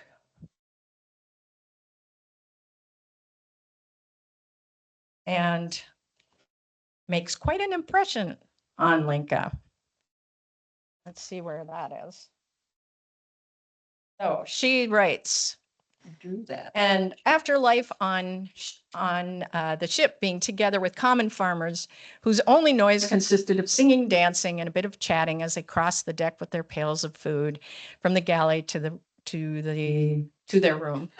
So after having heard nothing but these sounds, together with the roaring sea, the whistling of the wind, the pipe, and the words of command on the ship for 7 weeks, the noise from uncountable carriages, horses, and people creating an incredible racket crossing all the streets and everything. Sometimes we had to wait at corners 15 minutes to cross the street and yell at the top of our lungs. In the harbor, numerous smaller and bigger steamers are in a rush of business going back and forth between Staten Island and New York and then all the surrounding islands. Ships are sailing in, out, and day and night, and many neatly built sloops, schooners, brigs pass us daily. Just as in the harbor, there's a lot of confusion. The same describes the city's trains, omnibuses, carriages, and wagons. Having seen all this, I am not surprised that people who live their daily lives in this noise and mess look like they suffer from tuberculosis. Yes, to me, it is striking how unhealthy everybody looks. The women look like china dolls that would fall over if you breathed on them. And the men are long, pale creatures whose fragile pelican legs threaten to break off at every step they take. And what will happen to them when they bend down to help a woman? For when they get the chance, the American shows himself as a gentleman. The women are highly regarded and have great power, but apparently aren't very healthy. So now they've arrived and they make their way sort of slowly to Spring Prairie, staying with other pastors and acquaintances along the way and visiting Niagara Falls, which looks very dangerous to me in this situation. So when they arrive, finally, they arrive in Milwaukee in the middle of a thunderstorm and in Spring Prairie after that. And Herman preached his installation sermon on August 10th, 1851. The parsonage wasn't ready, which seems to be a theme if you read Elizabeth Corrin's diary. Theirs wasn't ready either. And that is the little tiny cabin that they shared with the Agate family from 1853 to 54. And if you've been to Vesterheim Museum, you're nodding, then you've seen this. So when Linka and Herman arrived, same thing. The parsonage wasn't finished. It wasn't even built yet, I don't think. So they were given one room of a lean-to in the neighboring farm, then owned by Lars Moen. And here's what they put in it. They put a bed, a table, a sofa, a dresser, a cupboard, 2 armchairs, a storage chest. Along the walls, the bookshelf, button case, and between those guns, tin articles, iron, duster, painting, steel utensils. We can't forget tools for the room to be full, and full it is. 2 people can hardly pass each other. It's also very cold. But in January, I think, they move into their parsonage. And this is, from here on, I'm just going to show Linka's sketches, which are included in this 2008 edition of Linka's diary. So she writes about life there. That's her chopping wood, and her friend Henriette, who apparently is driving the pigs toward her or something. I'm not exactly sure, with a cute little hat on, which one must wear, I guess. And then this particular image isn't very good, but they're cleaning intestines to make sausage here. And Linka's the one with the head scarf on. At least Gracia Grindal thinks so. I don't know. She writes about encounters with the indigenous people. And if you see this sketch in color, it's fabulous because this guy who's standing has just this cobalt blue robe on. And that's Herman trying to negotiate something with them. In his memoirs, CK, their first son, remembered that once in an open place in front of our house, there were 400 encamped. Mother tried to talk to them. It didn't go well, but she traded with them for a table knife with a horn handle that she used as long as I can remember. And this is Herman's younger brother, Nikolai, it's called the Uncle Nikolai and the Norwegian Indians, which are not the actual Indians. They're the two guys up in the corner. And I couldn't really decipher what that was supposed to mean, but so a whole bunch of pastors in a room discussing, they're having a heated debate about which German American Lutheran group they should affiliate with. Finally, the parsonage gets expanded and they have a summer kitchen, cistern, dining room, trees and garden, office, guest room, boys' room, kitchen, bedroom, and maybe another guest room. A big wine tapping is going on here. So in this picture, there's barrels of herring, salted beef, salted pork, keg of beer, hanging from rafters are cabbages. Henriette is at the bottom right, is pushing down a cork on a jug of something or another. And the kids, you can't see them in this picture, but there's a couple of little faces up in the left-hand corner. And Linka is saying, "No one called you." Up there. And these are the kids and shenanigans with some red pudding, some, I don't know, rhubarb or raspberry pudding. And that's CK playing a prank under the table down in the basement. And I think this is the almost last. This is the dedication of the main building at Luther College. And there's all kinds of conversational stuff going on. And Laura Larson is scolding this little boy here who was Irish. And so clearly has stolen something, I guess. So he's getting a scolding. And there they are in their older life in 1867. And Linka drew this and called it, "This is what she would look like when she was dead."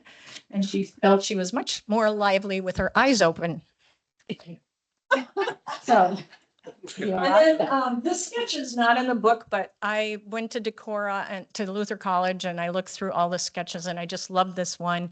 And this became a kind of something I kept in my mind for a character in West of the Moon.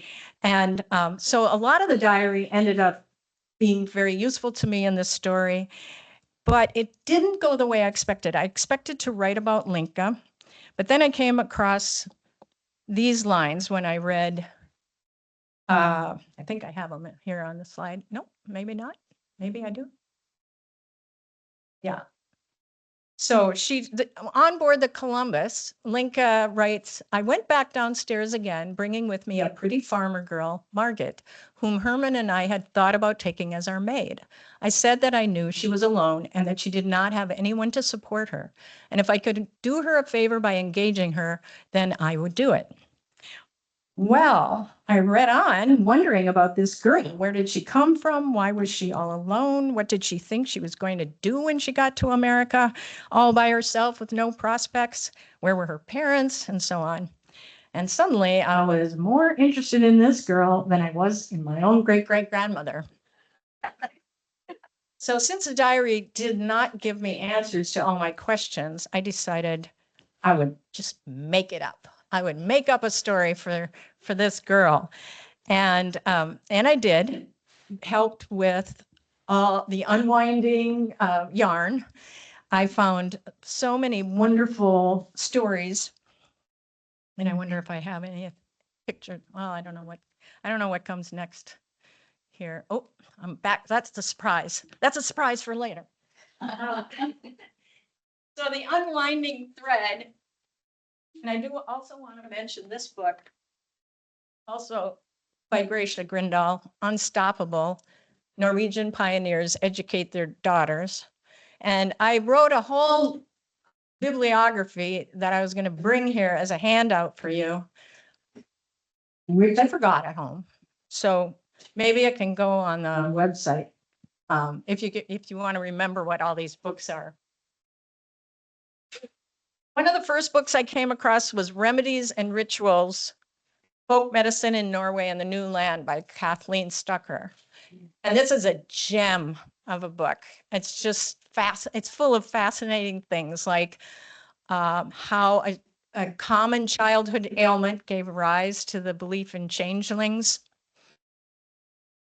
how sometimes babies would sort of turn into these little troll-like creatures seemingly overnight with jelly soft bones and eyes like an owl's, and they would scream and caterwaul.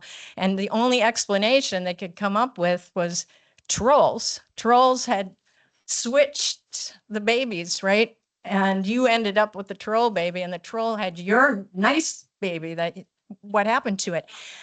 And lest you think that this is a very, very old-fashioned idea, well, in this book, in 1866, when the littlest of the family, just as they're boarding the ship, disappears, what does her mother think happened? Mother is convinced, yeah, no, I didn't mark that either, that the Haugetasser got hold of her little boy and had taken him before they left. They did find him. He was asleep on a shed roof. But and even into the 19th, so well into the 19th, even the 20th century, parents would put silver in the cribs or put something over the crib to protect it from trolls. And until the child could be baptized. That's why they needed pastors over here, and to baptize those kids real quick before the trolls could get them. And this book also led me to the Black Book, that nefarious tome of where you can command the devil and get him to do just as you command, and you can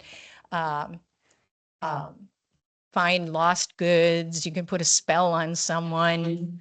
You can do all kinds of things. And that too was not wasn't just very, very a long time ago. Some of these have been found in the US. So they came with the immigrants. It was okay this is the interesting thing, it was okay for a pastor to have one of these. And they were not, they would not be, have lost their soul to the devil. But anybody else possessing one of these was pretty dire. And there's a really great story in here about how Mary Rusted, who is the editor and translator of this, who is from Minneapolis, and then she married her third cousin back in Norway, who had the old family farm. And one day she was up in the hayloft, kind of straightening things out, and she came upon these kind of scary books that somewhere I have a picture of these, but I think I have to go through everything else to get there. So we'll get there later. Anyway, all of these things led me along the unwinding yarn led me along this path, and all of these things found their way into West of the Moon.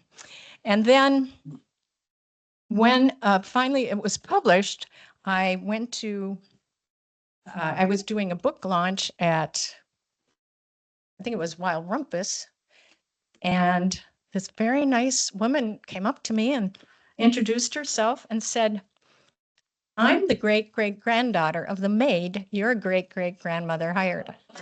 And she's sitting right there.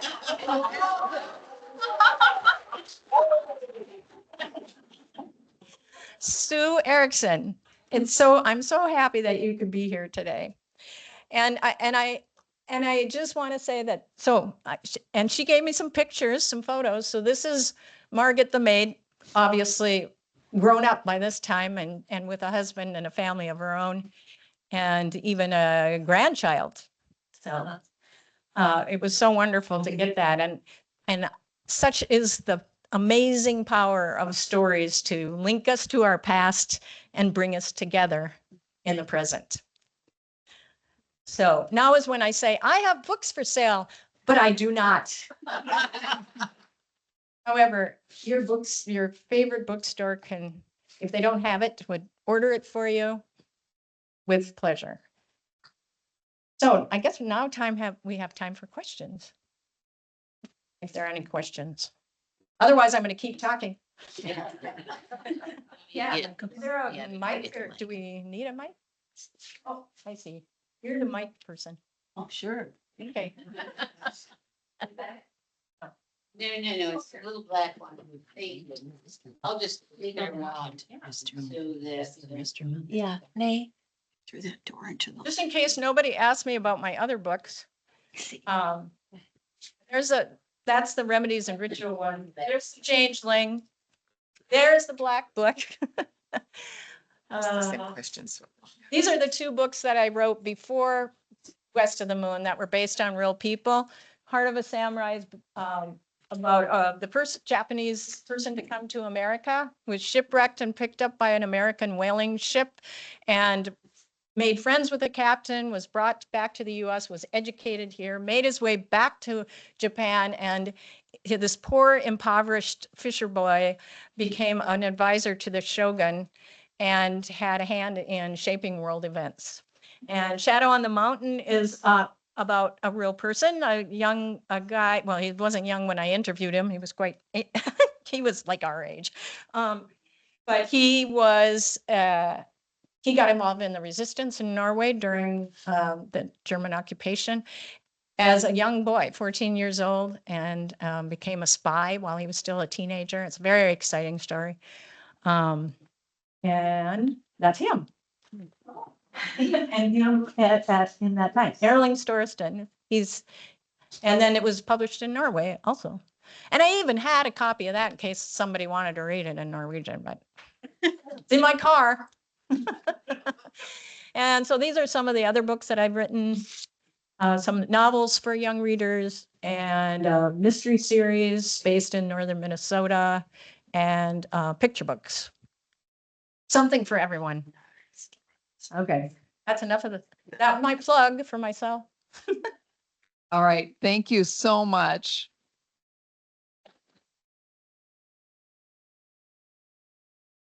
My first question is pretty easy and isn't totally academic for emigration, but Linka was perhaps conventional, perhaps non-conventional. My question is about who was we when we were on the deck smoking our pipes or tobacco? Was she among we? Do you know? Right. They were smoking. Right. Right. That's a good question. She doesn't mention herself smoking, but a lot of Norwegian women did smoke little pipes. Yeah. I mean, I think it was fairly common actually. So maybe she did, and she didn't feel the need to point it out. I don't know. Okay, other questions?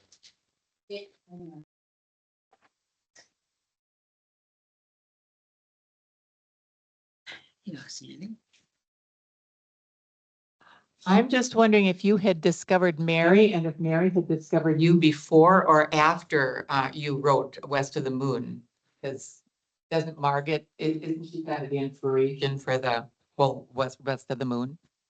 Mary, or do you mean Sue? Whoever, yeah. Oh, it was at the book launch for West of the Moon. Really? Oh, Yeah, and so it felt so like full circle, just incredibly. And then I do want to point out, this is probably bears absolutely no resemblance to her actual great-great-grandmother's journey. I mean, it's a little wild what this girl goes through. So I didn't know a thing. So I just completely made it up. Sue can fill you in. She can fill you in on Head of the table in front. Okay, Mary, maybe.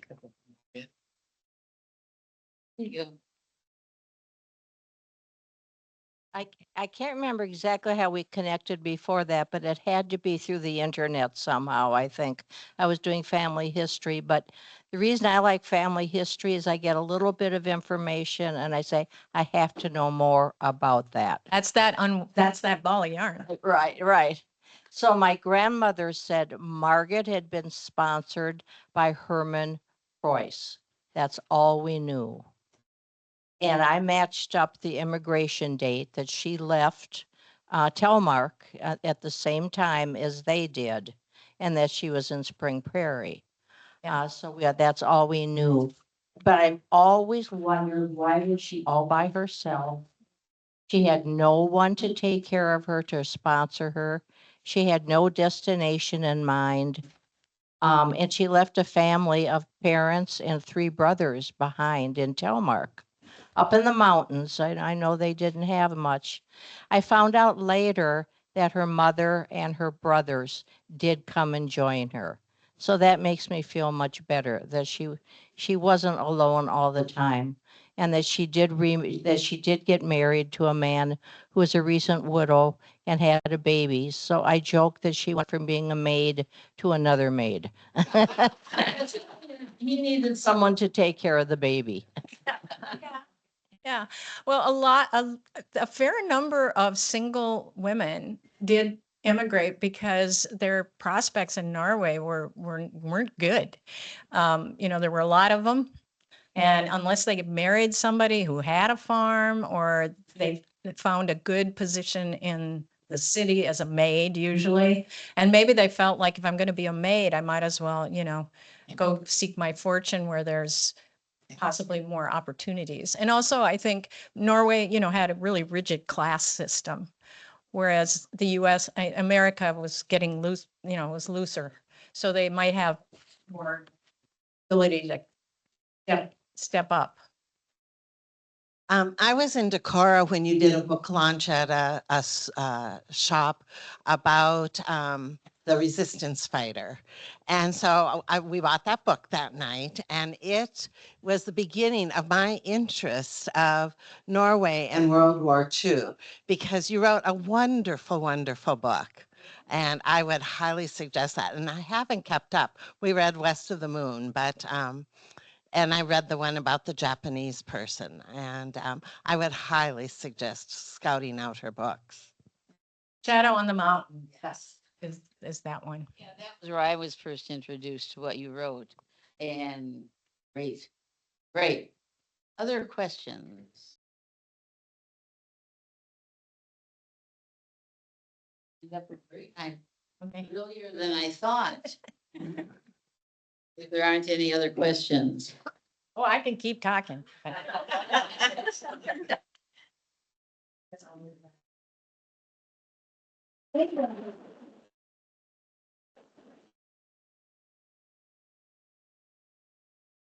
am surprised. We've had 2 wonderful presentations and questions, and we started late and we're ahead of time.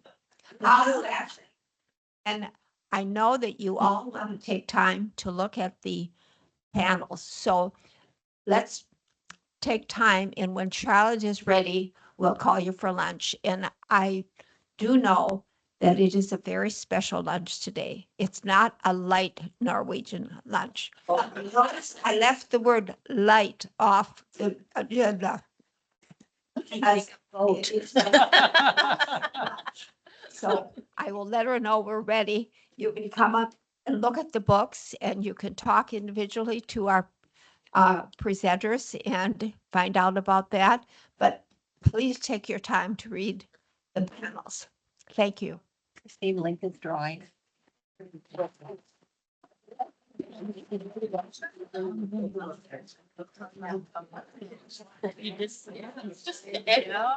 That's just so much. That's what Twisty Open House is about. You just kind of think, oh, that's very interesting. But you come here and you go, oh, I should have had so and so come with me. Like, Yeah, on Pedro, hot dog. Yeah, it's really cute. Yeah. The world is green. Oh, Alita. And, Oh, I know. also, they're all from Daughters of Norway. Really? This is Sherry, the one I met on, she walked in, I was an usher. She walked in and, it's beautiful. John? I've got her on the Scandinavian track. Good. I know name tags. I noticed that you're left-handed. I am. I had. But I didn't have to look at. And there was no reason. So just in that there's some daughter.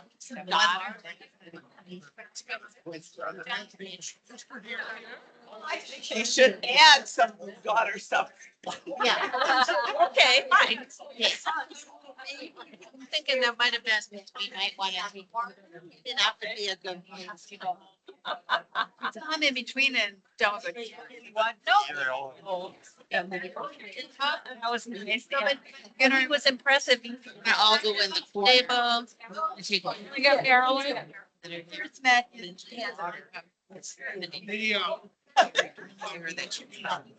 thought that. Oh, I see. Yeah. Okay. Good. Right, and that was, that's, I think, Do things beyond our. yeah, exactly. Yeah. And what was, See, I thought I saw one other one too. Melissa's good. Come back with some this for you today.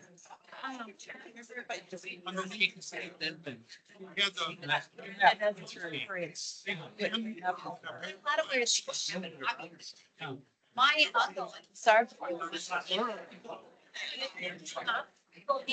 You were a teacher also. There for a couple of years.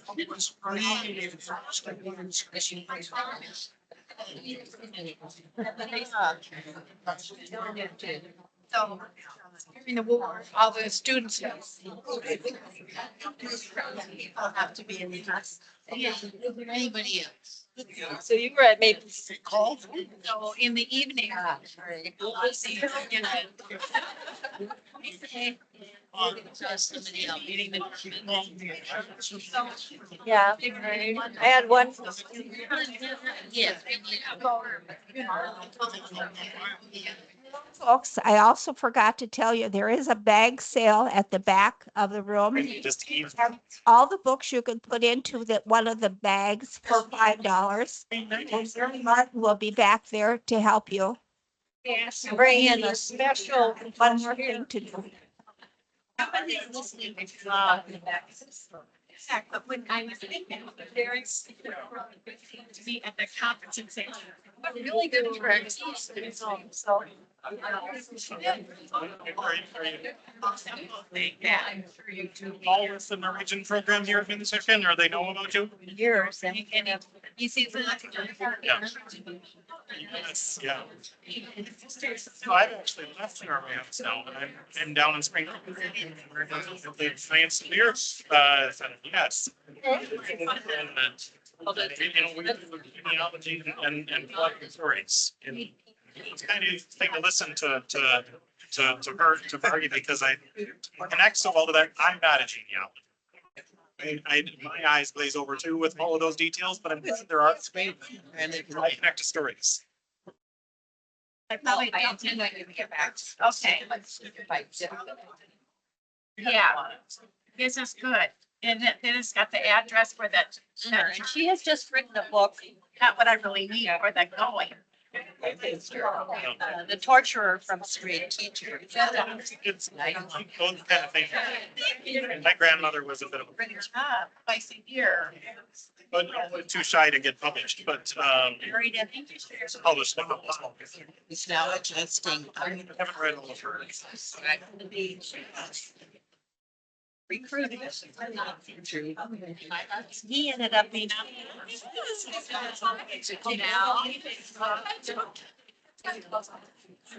We just had run right down here.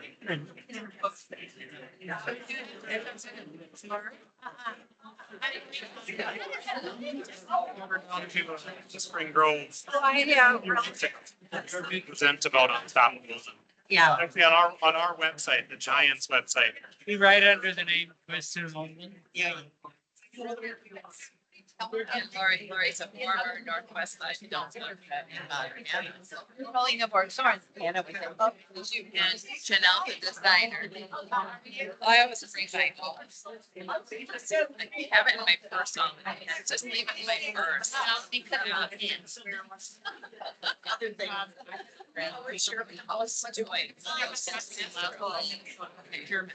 So when you talk in Am Creek. So my friend is a Latin teacher. He's, The German. Still had a drink to this. I've heard. He was good. His favorite films are the original Lewis Nicholson. It is lunch. I'm a fan of the profession. Always have to accept what you. Well, and when she's full pictures as a farmer. I'm going to ask, and I don't know if you. That's what you know, but Is that something? It's my father. She now lives in Los Angeles. Spends her life in. Parents spoke Dutch, but they have both had accents. She's Emily Price Donoso is her married name. He kept Price. Your parents' accent. we're the second one. And so there's more stuff. Everybody's asking really that.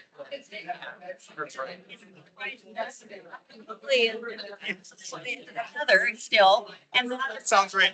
And and then funny enough, she's completely, she's completely departed from that herself. I guess sometimes you. Interesting. He's proud to be part of the Price clan, I know, so. Great. Oh, yeah. It's kind of legacy to be. We're kind of revert to your original language. Yeah. Great places. Nice to meet you. So you're siblings. You're.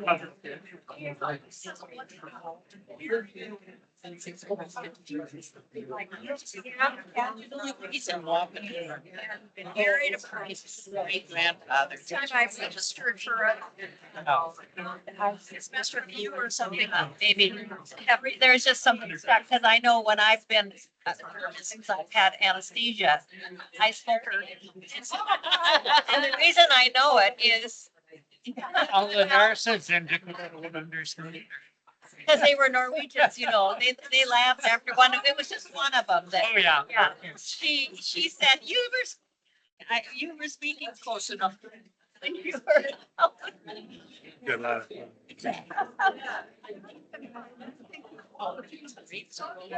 I had a C-section. Yes. With our second. My dad. Sorry, sure, I was in labor, they put me in. Oh.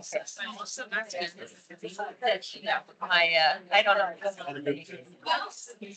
I don't find that odd. No.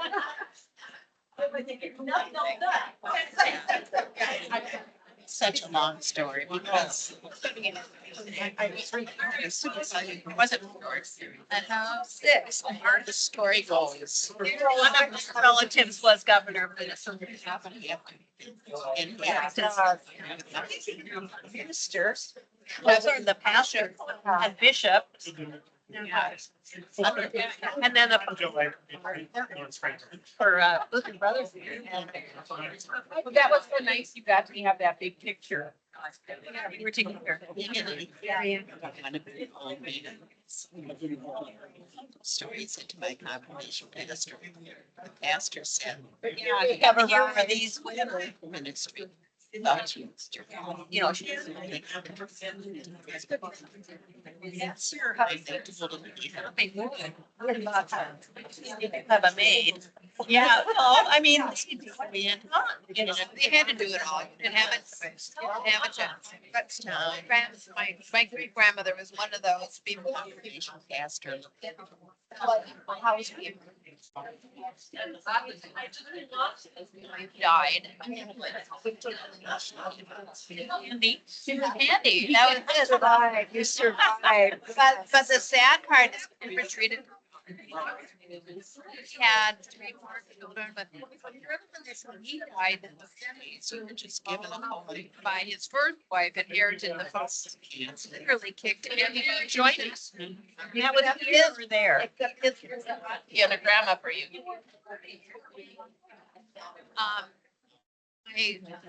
My great grandfather and others decided, we're not hanging around here, you know? They saw the right. So I think there's a story like that in John's family. So off they went, common because the second marriage, I mean, it is the. Yeah, you know, I mean, so off they went, you know, came here, and then after they got settled and were still here, then their mother, my great grandmother, me, you know, I get treated like just weird hell, you know, here sister and her fiance are going to immigrate. So I have an opportunity to travel with them right next to the United States. I'm like this. And I come and live with you boys. Others. I looked at you and I remembered. Oh, very good. I looked at you and I thought, how do I know her? But Signe, I don't know if you know who Signe is in the group, but do you want to sign the card? Started at Concordia. And she won't every Tuesday over at Norway House. So you can- My great grandmother Ray had it. So then, very primitive. Her name on it, to travel around North and ORT America and. So those. I think it's very. They was gone there, period. And so I said to Ray, so what do you think you're doing with this? You didn't know you wanted to know about. So far, today is just. Yeah, they've got a warehouse full of fellows, and they don't want them unless it's unusual. Yeah. My ancestors come from. And I said, well, you know, there are a lot of that maybe we should think about seeing in the long run if somebody wants them. I've been to a book thing at my library and the woman had written about, Look it up. over by the U, what did they call it? It was full of immigrants. Did you want water? During World War I. Right, and it was all framed and everything, so we have that chest under stairs, and then my great grandmother was there, and then my grandfather is over there. Illiterate. And there's a bathroom right back here, had a little bit of my, one of my cousins, so they're that's it. Kind of. Oh, I'm not so sure about that. To college, Trusty, there I am. mother went to college, Interest. and uncles were If you're English immigrants. well, And so, you know, we were honest, college, very educated. this, but And you know, don't like to drive. Yeah, and it was so nice because they have children. Like an Made in order to I'm not a city. get a job in Norway. He said a So, job. I mean, first of all, people here, it's just, this is a bias. Can do. He's the modern, No, he's raised. sister lived in Switzerland and one Sunday afternoon. I just could tell from back there. It's her. He's an involved. Where Yeah, she owned, I bought her 4 bonds over. and She doesn't want to think. Exactly. It's kind of fun people in that way. Yeah, and this is it's a good size portrait. It's a three. It's something you do. Some that cup you must. Well, I'm just really, we're all the same. You know, you live in an apartment in Toronto. A supporter. I saw this My family, it's interesting. when it was My father's 100% Norwegian. a little My while. mother's, Look like you have a little bit of a Norwegian name. yeah, my mother, Farther back, and we came from such a poor family, they couldn't even afford to have someone sketch. I think his that family, kind of a nice. they were some of the On the band. Norwegians that left and they were all Yeah, had nothing but I agree. nasty things that were taking place. So my family. totally disregarded. Pandemic. I didn't hear, but that's why we're all here. Something like. And then later, because if my family never heard anything about that. I never, Hear anything about it. One that has all my dad's family's Norwegian. Back and forth, wrote letters, relatives. And I've taken it at right now, I think this will be 17 times. I have a sister who I supported in. I'm kind of a tag along for. It's important too. In her family, there's 5 kids. He is the one who's interested. The other, My father's family were Danish and they were later immigrants that came on right next to the normal school in River Falls. So I came. The last one died a dozen years. they were married in America. About. My mom's Yeah, I bet you are. I bet you are. But those places, yeah, we have some.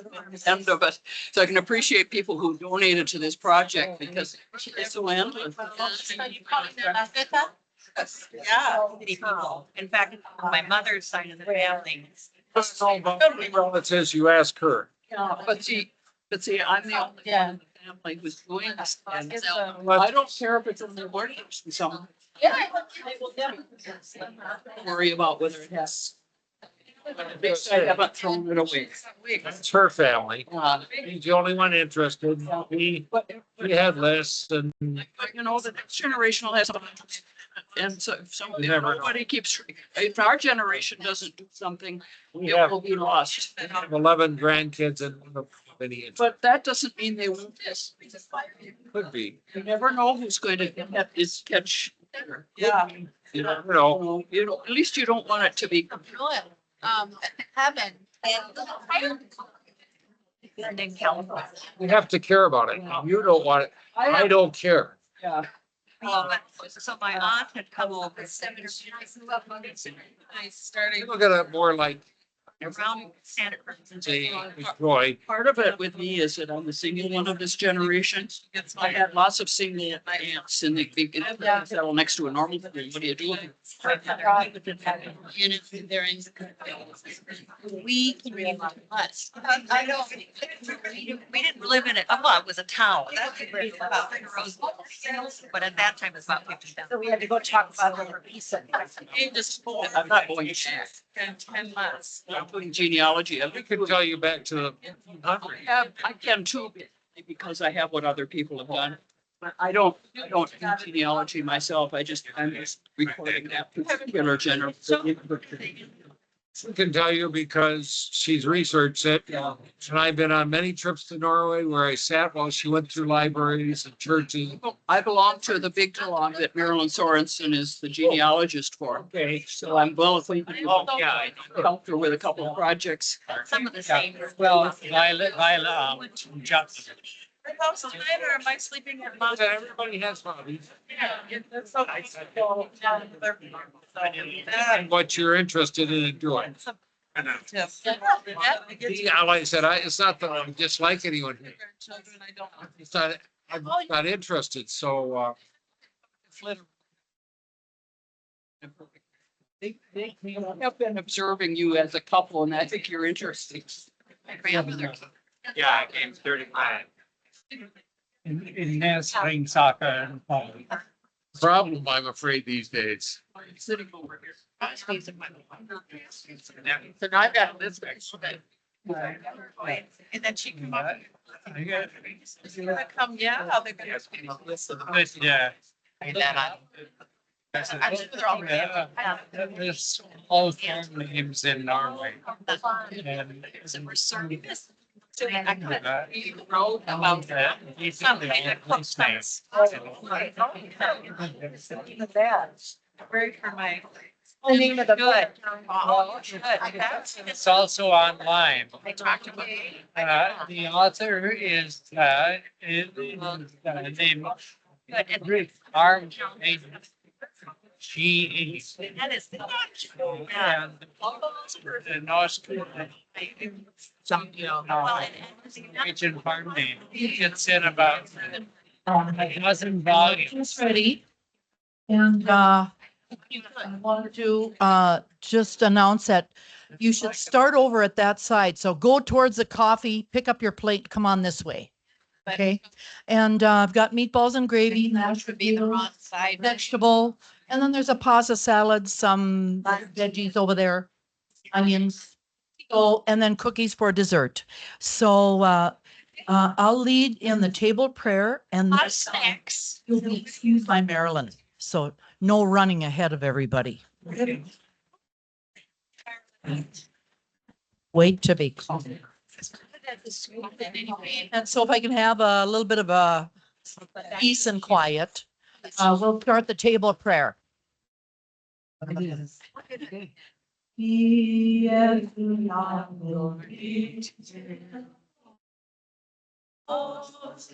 and I give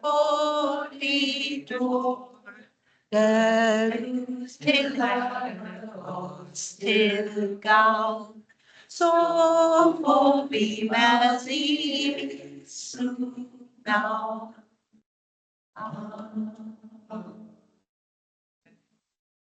So that'd be the best. Yeah. So you just. Now I think. Did you make your own now? Oh, let's all go to our own tables where we're sitting. Very good. Cream and.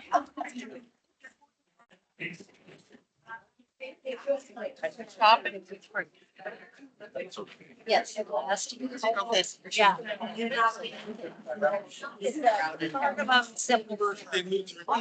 So you make like a lodge.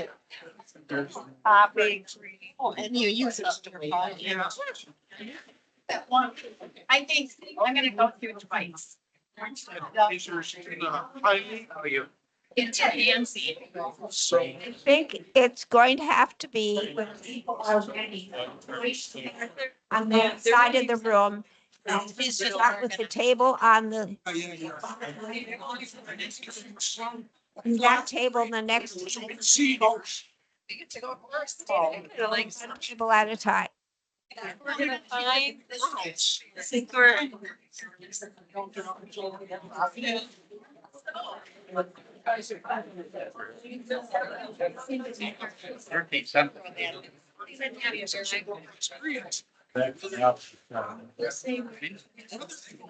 With all the classmates. Jack was here. Serving. Like that again, because.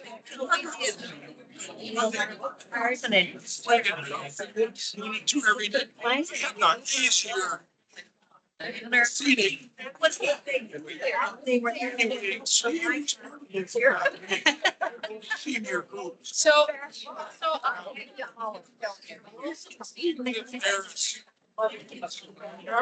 Family. Good. There was a experience from. Hospitality. Yeah. They are in the top. It's not a. Oh, you, I might not find somebody. You might want to go on to join.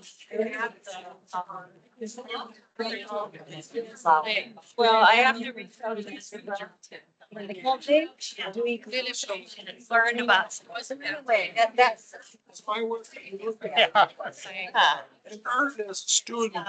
And, trees. Beginning of 70. So, that's right. That's it. Yeah. We allegiance, we never starve when we're together. I'm checking up there. I did. Well, I have.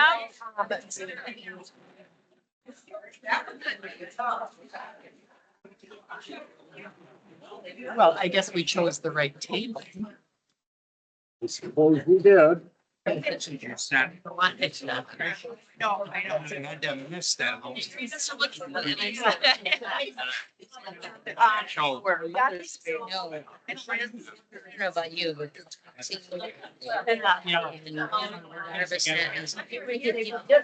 Get up and walk.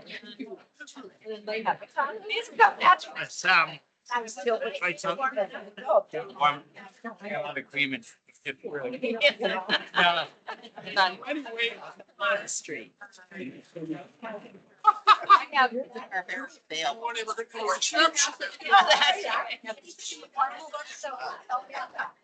You know, that's. So, remember my.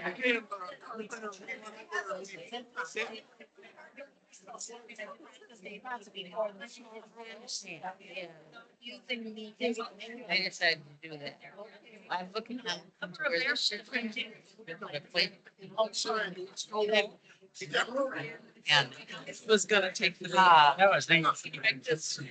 I shared, I don't want. Absolutely. Yeah. Discussion was, you know, you can walk into the building and then there was. You know, it's modern. And everyone told me they live socially. 6-year-olds are like, yeah, that's right, yeah, that. That's why I bought it. It's no interest in most of that. Even when we grew up, I know my parents, and she said, "Hi, name was Xander." I did it whatever the instructions said to do mine. She's got some. Yesterday.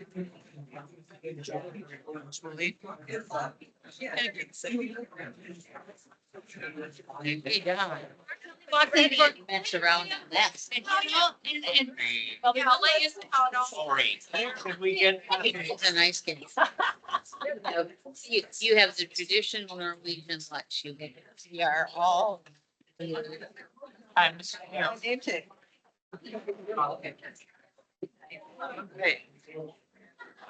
Well, you know, aim for. How are you? My Tanzanian friends. Afternoons down here. Chaz Group Farm. good. Okay. Over Norway House. What's going on? Right, you spent a lot of time over there. I mean, I know that where it's coming together. I was gonna say, what were you doing at Norway House? There's the methods. Oh, you're. No, I didn't. English. I mean, isn't it the how, technically, you really, Block more, other people and groups are. But I mean, the big portion of it is from the how how. many of you live there now? Where did you live before? Or it was because you decided you wanted to do that. No, I dedicated my four immigrant grandparents. Okay. Good. ELE. Very much. The investment. IH. Mount Olivet Church. I like Mount Olivet to my people. Joy while it's hot. I'll let you get something. Norwegian, Indigenous. Thank you for saying thank you. You get to a point in life, Yes. well, it's just not so easy to just drop everything and go across the ocean. It's like, what? I might go back this year. Well, his wife's very, Yeah. okay. Carol. Yeah. He hasn't traveled in a few years. Is it? Probably. this in Oslo.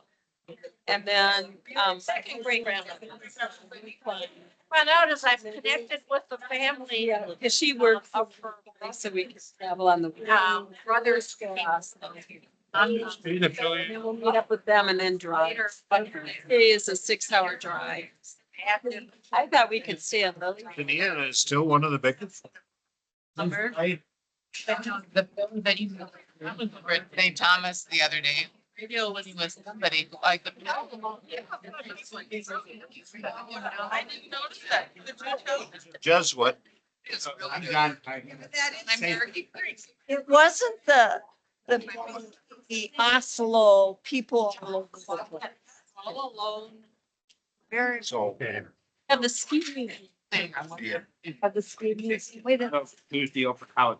No, And we didn't even avoid it, the bad. You can imagine if we would have gone the regular way. You're part of the federal. Yeah, good for them, in this case.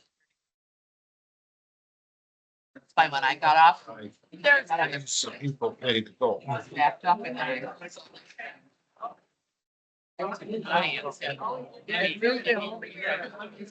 Until we all get there. Yeah,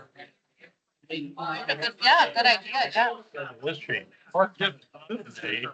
The vertical stripes so that it could hide how fat I am. I've already. The year I taught there was about 600 students. Now there's 5,200.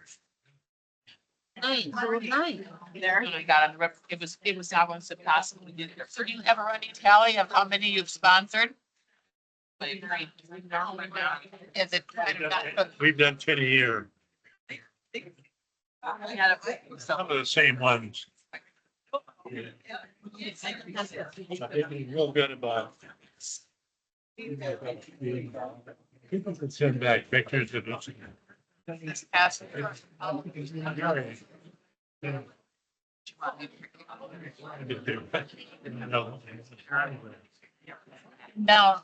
it's been graduated. Last night. Get them out. I tried to be Norwegian here. Here we go. I was terrified the whole time. I love these scarves. I do too, I think. The technological side of whatever really saw. And,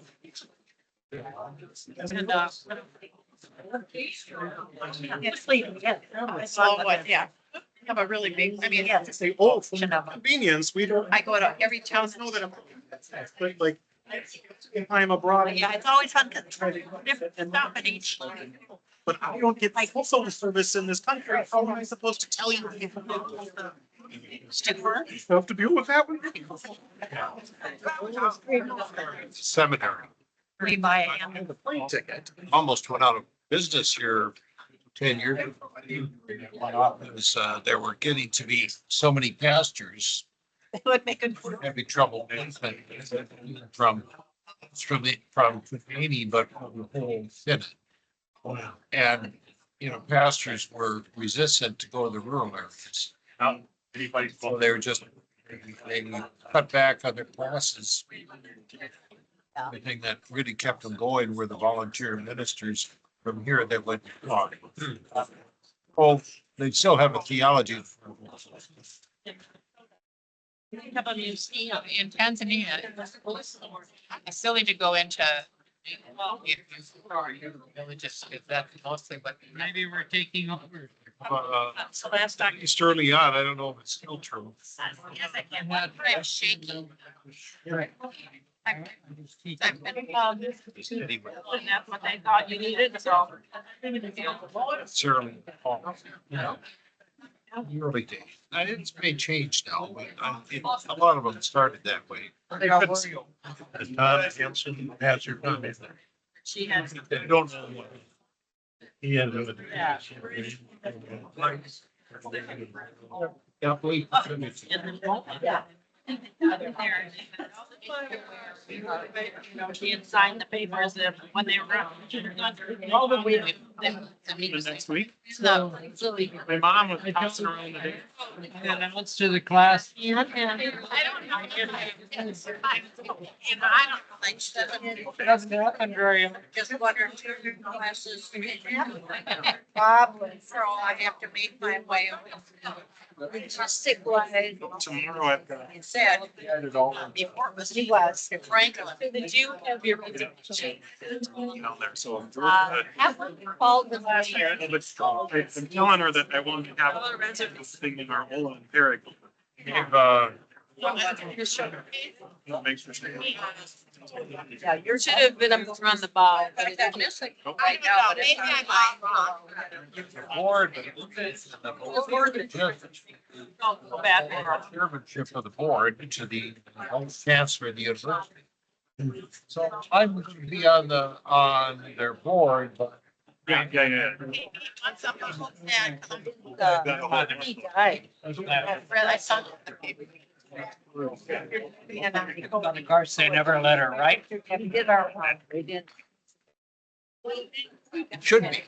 there's asked me at once. Asked The daughters. Yeah, we. yeah. So. Too hard for us to go there. Most of those long flights anymore.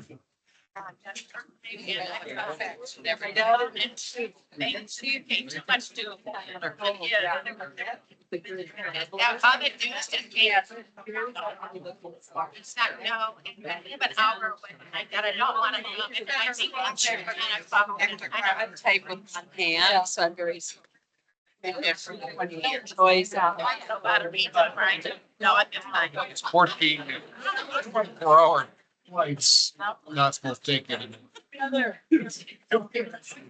Service master. We've gone through a lot of places, Amsterdam, Switzerland, Istanbul, How did you see something? somewhere before you head down to Africa.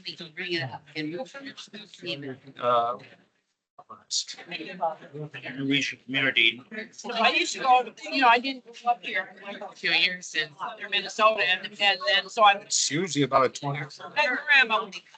travel time to get to Dar. Fell over this. Meantime, I got that.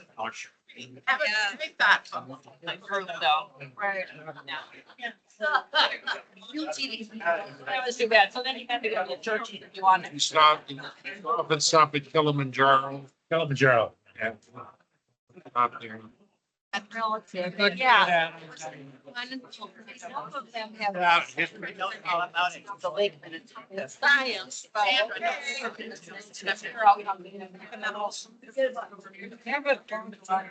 Too bad it is so long a flying time. I think more people would go. That's why I've got that.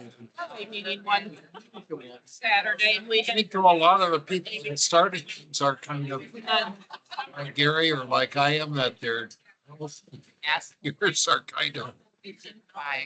That's the point. So that's what we had to do. The world is just too fragile. There was always a little common denominator. We used to see all the time, Don Polk. Our family. I think Sally Campbell. And, I think. Yeah, but. We're traveling there. Could we started our dead or not going? How about, Our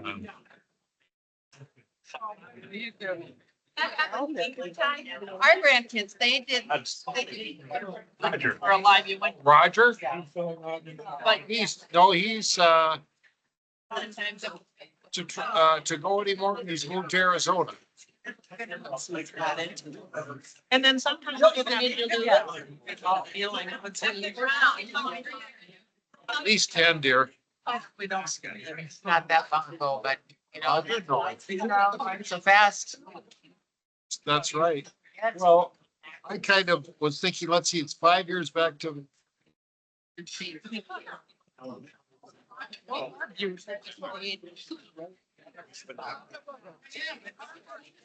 Yeah, I did.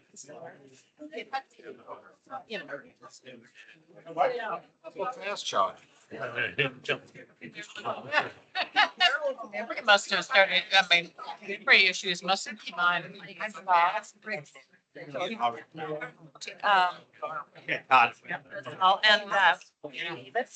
Davis and the baby dress. Because she grew up in West. 2 or 3 years there.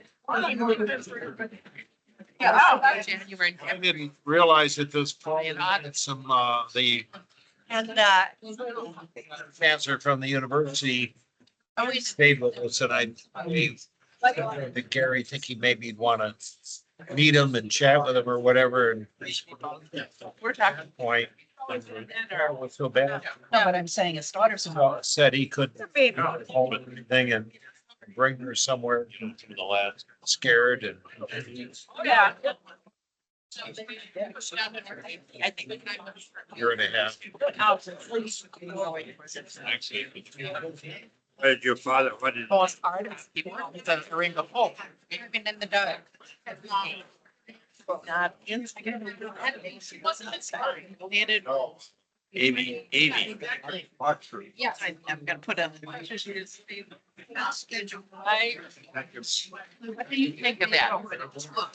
His name is Brad. Sure.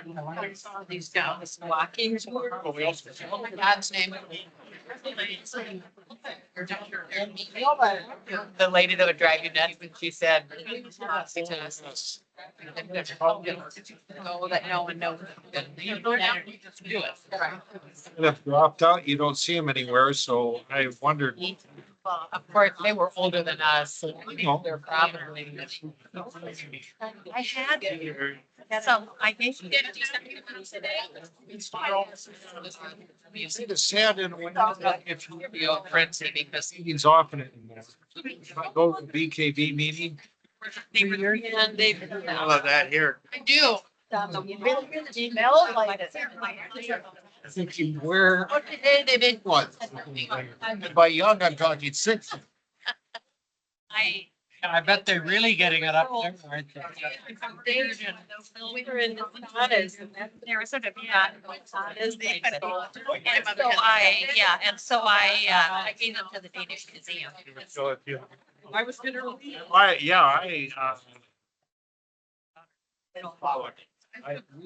We started when I was going when I was.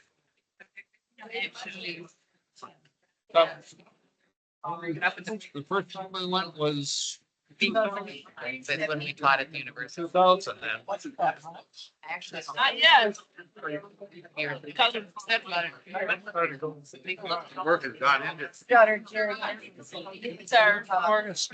Developed, great stress. It is, and yeah, it was developed in the late 90s. Not that you want to. Very before, so let's. Wow. Denmark, Sweden, Norway. Yeah, when they went. I mean, not always, but most of the time. The longest we stayed was about 6 months, 1 year when I was teaching them. Andy was we were both teaching there. Shortest was a. Around, they got to our. Up that behind now. And I think. Log. Sorry. That was the. So she had a different name for it, but yes, that's it. Norway. I know it's like, but I don't know. He knew what was going on. They, Grandma would make. Up to silver. went under a while ago. Well, places. It's a lot of. Isn't that something? We're playing around. I know. But you know, they got rid of one whole staff and at the time that they got rid of Gala. I think our membership. I think I read that. Nana. little messages, exotic places outside. This time, did you do like a long weekend? Yeah, my friend just came up here and then they already, not on my dime, but didn't charge us more money.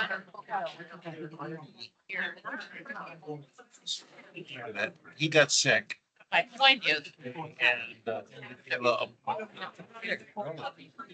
Cardinals, these clubs are, and they have to pass their call. he had built up. We would needed it out. You're just spending our money just to go for it. And then, Always off. In the winter time, and now I think that.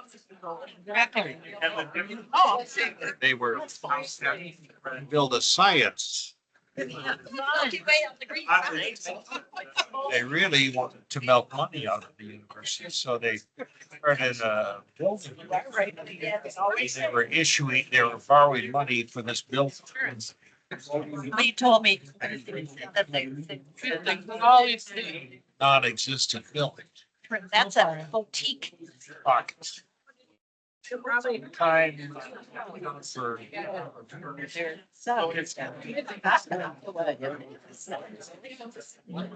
Okay, it's sort of like, it's its own style, yeah. Yeah, sort of boutique hotels, which are their own style, yeah. Oh, I don't know, it was weird, you know, I'm just saying, we didn't have any. 12 or 13. Right in there. It was right at 12 or 13, right in there. In a walk. And, Yeah. And the other. thought they were gonna just close the door. So we got involved. So, yes, so, fire directors.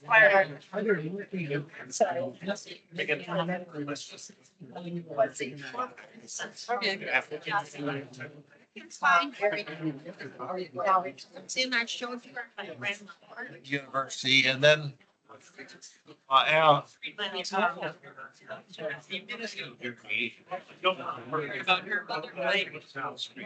Direction and so forth. And there's a Lisbon school there. started to buy ads on radios. And send me So, maybe that's deciding to do it. enrollment. Just had an. Have enough money. So. And it worked. Their enrollment went up. Northwest, there are a lot of churches, so, you know, yeah. And of course, I've been doing the problem, most churches don't. Of the monasteries are. I mean, finance. They found out that Where? a bunch of people in the treasury, the treasurer's department, A tremendous shortage. Mr. Garrett. they stole 100,000. Oh, that's what I was told. Gary Langus. You're. One year, we've been giving. Second. I kind of miss it. I was just, then all of a sudden. Bob, Oh, so. Yeah. And. we talked about the same. Then, so. Chancellor and the assistant vice chancellor. The assistant vice chancellor was of academic affairs. You know, personally, Special, because coming to preach, and I said, I got one, the calls aren't as good. Oh, would do what he told. You don't have to go through. Oh, yeah, it's tough, isn't it? It's worse now, yeah, your turnaround is the best or not. Quite a few. And my mother. Oh, no, so funny. It's a money. You know. And you don't get that magic from somewhere. So they call him here and my. But he was like a boss. Jill. Write anything down. Send so many memos, just go and do this, give me some money. And that's kind of how. That's just kind of Abigail. An Italian natural. I don't, others were stealing, but I think. I got. Look at chief. Way. Said. I met, it's the one went with them. It was Democrats and, yeah, it's just, although, you know, we had, what was the one called that our homes for two guests? Well, you get it up from Venezuela. Yeah, yeah. I was like, no, wait, no. My daughter said they could come. I'm going to Norway, bye.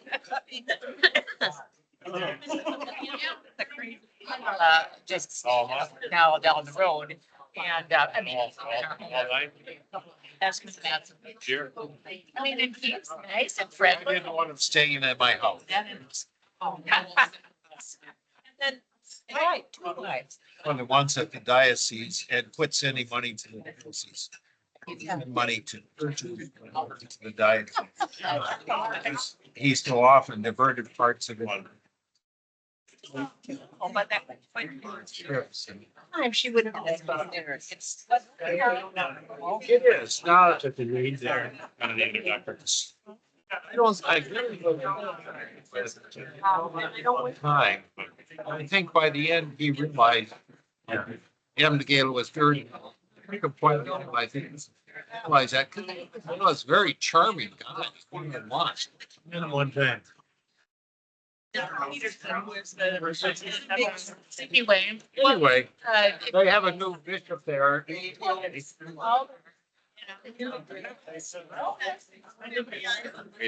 Great shooter. He still has some of the old. Oh, you say that? One of my.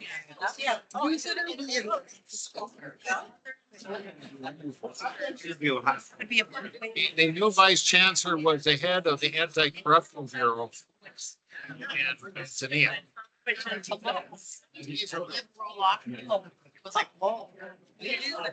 With the government. These, when I was. As he sort of, it's been experienced. Honest, hardworking. It's a, it's here, it's, and you know, a wrinkle.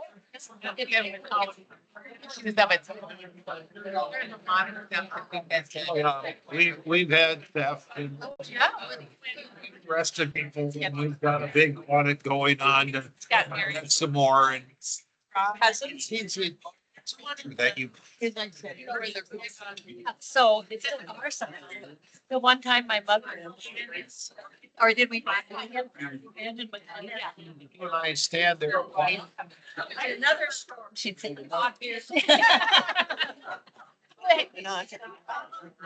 Hotel? Yeah, oh, yeah. Oh, my gosh. Right? My dad tent was such. Right. I'm saying it. Only spend so much of your life watching. I know. So if you were meeting with some like Mary Lindquist that told us, we're gonna find out about this. And having it was part of my lineage to me is easy. I have had helped them, you know, they begin. I thought it was a measurement. I mean, it's a measurement. It's used to be. And they have more vocabulary. Okay, well, oh, okay, it might go under. And Mary, you know, of course she was disappointed. But of course, so if you look at it, what do you have to complain about? Maybe it's only. I've been that since. I've been able to fund. Also a girl with. See, with businesses, frankly, they come. Right, exactly. But. Yeah, they do things. Yeah, I mean. Yeah, that's so. The new year is not been. I used to laugh at my. He was from. I don't know. But so we more information. And she and I got in an argument. I don't think so. I sure did. Like you. I mean, she just made me mad because Third grade. he was insisting not to talk to you or do anything. Speaking of that. I want to have this. Oh, I know. She was stopping it. Oh. Go. Things where, talking there when I was eating.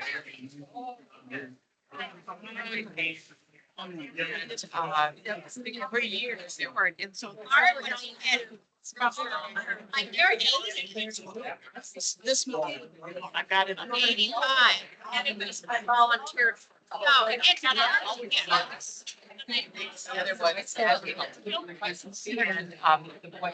graduated, so it really wasn't benefiting. Oh, but otherwise, I just. One of the doctors called. I'm trying to think of his name. I'll find somebody else. My yard like a whole leg, and I had somebody help me. Yeah, but yeah, that's. You mean this guy? He's strong enough to do it. There's no office. I finally got mad. All the attorney Dress. to file a complaint. And immediately the. These, your legs in, you guys, yeah, but and every. But the funny of it is that, you know, national office in Chicago was, that was. It actually comes out of the, Yeah. which I think is in Chicago. I never seen them. That's how you're rated. Talking about the Bishop of Minneapolis. No. St. Paul area said it. Hello. Oh, really? Peter Rognitz used to be. Yeah, Rognus was a good, very good guy, easy to work with. Each other that are, no, my parents, you get in trouble in school when you get. Well,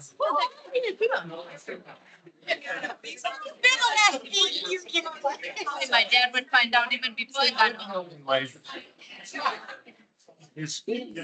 Up until COVID. 95 repayment. They weren't here. They were in Lee. Cousins were pantyhose. It was on, for 19. He had a 2-year period. Stay late.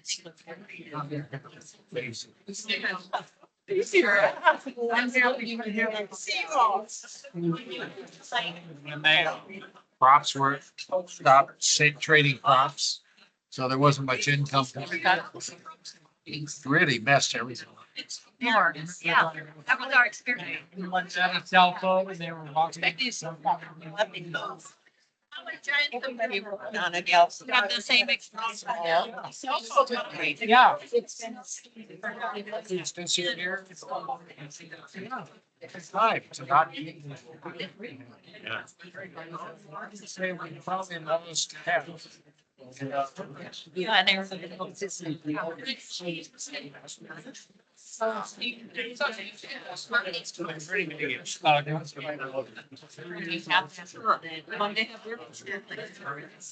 rural Tanzania, because Very close connection. said you weren't allowed to have more than 3 people. Yeah. Yeah.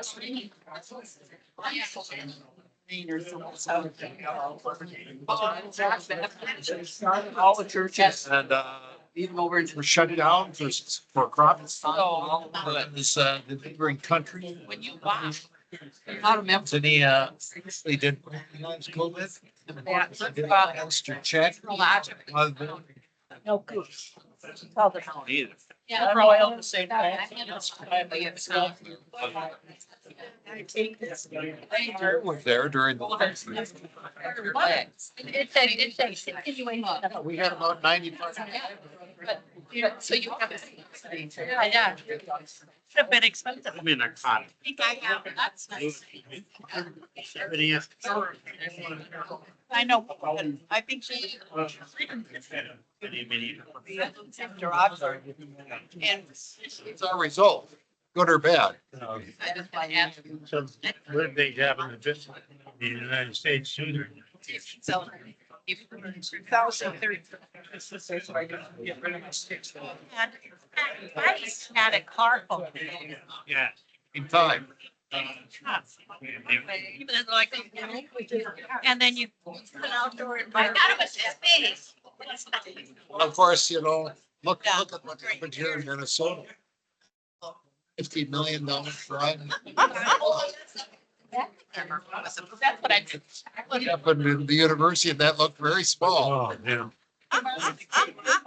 We weren't in there. I tried. We're still working through it in courts, right? Here, 5 years later. Tell me. Don't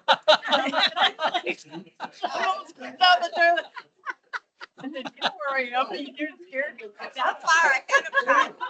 Small amount. You know, once you. You have to go back to Norway for a couple. We can get all the half hours. The exercise class. Yeah, town, just now, this. Change up this whole thing and make it into the corporate world. Listen, y'all, agency, so it's kind of a, everybody screwed up, sort of. Yeah. Really had. Yeah. Well, should I be? I mean, the thing is, it has to happen, but if you don't have someone else in the house, you want to take a tram or something. Do like my. I have a friend who It's different lanes for. Yeah, and he's in any of my lower places. Probably would have gone in and fired dozens or hundreds, but. This makes me you feel like people coming in and she's like, we gotta have people sufficient. She got a, Tanzania, they East in the Twin Cities. I mean, the stop churches have their trials. justice system's about as slow as ours. Like seeing it because, I mean, being told. Yeah. Yeah. Yeah, I heard of it. Yes, it didn't have a lot of opportunities. Are right at It's been, Especially with the house, you know, the old house figures are part of their. I sure very good. On your. Those who doesn't have a. Mother's first. Thing,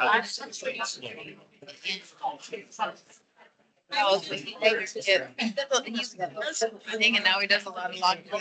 I could drive. Going on. Is there any states that are filling in? There is a now that's run out of the,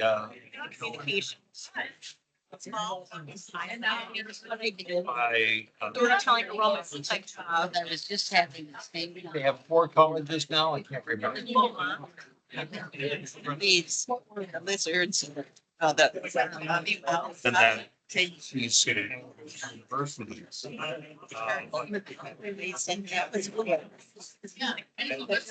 That, I know my. The central, I have. and then also How's your heart? How's your? Everybody's got something going. the Marcel, almost most of the places are state. Speaking of. Some Catholics, institutions. We're part of some, children's growing up here. Of where they. Having a. No. You have jet lag from your trip to Africa. I've been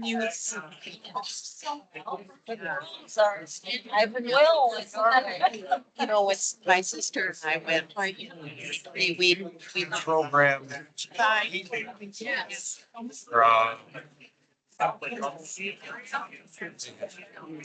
Business. When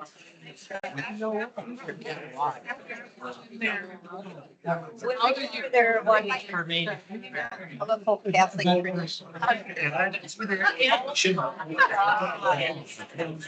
to go back and forth to which one is the next biggest. Yeah, it's, To go through. a lot of it. I understand that, and I know what this means, but I don't. Teachers, Tanzania have normal education. Everybody's requirements of math. Kind of ecumenic. Get their bachelor's degrees.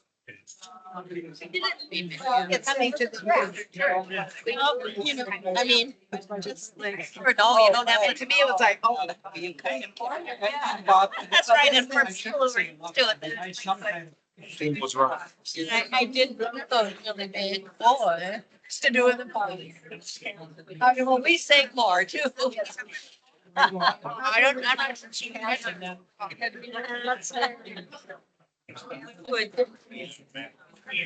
You know, about Mini Cooper, you got into the Mini Cooper. Not necessarily ordained.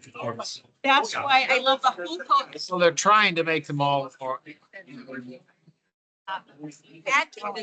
Well, but even there were. You were a Haugian.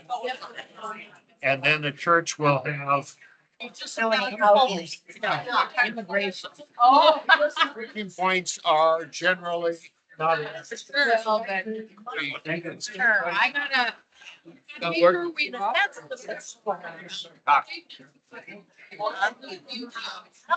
not have, then you can smoke the potions.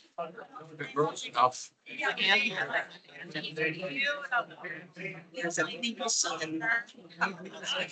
You're still definitely not gonna have because when they are to place here. And I went to my board of directors and they said, what am I supposed to do? Yeah. I knew. You have just a thing. You got 4 minutes. That's because I kept filling that. Our, Damn it, that I never would have. hey, him, Lot of good. right along the main road there is a heaven. Yeah, it means that what's there's something that. Linda was a preaching point. It's its own congregation and has its own preaching. Oh, you finished it. No, what do you? When we first went, they had 10 preaching points, 6 of them that he knew once in. So it's not. Very much, very. Pandemic, next one starts up. Equipment and stuff, it's all here. The LCA. Oh, yeah, I know. Hey, Well, part of it, I think, is it's the soul. these villages. Nothing. I just remember coming to Kansas and spent a lot of time there. That every. That's Our way. the same. Are near, it's expanded. Service, then you have a picnic, then you have choir. It's the whole day, so. Yeah. Just, big for the community because there's nothing else going on. Oh, yeah. Midwest here. It's the center of social. Oh, in Denmark. And that's a choice. There's a few there, and they wear these fabulous, grandma, right? Yes. It's all buildings. Yeah, but they're. Johnny got A couple of those that we visited. we love what you're doing. Mentioned farm. No dollar sign. I asked. That one, Ag Institute, part. I've been getting. Interesting. Just well. Trying to train I don't. people's income. I'm pass her up. Wasn't working to just go out and tell them or try to help. I got this friend of mine. So, She did like 6 shows for us at her church down there. so they had coming to. That's what he's so. Boy, they're just so good. When anybody shows up, you know, it's so different. Church in the. Near the church. Lives there. When they came to church, they said. I just didn't like that in. Rows instead of in a patch. And when they harvested. Those that are. There are hardly any. They don't know. Problems This is a well,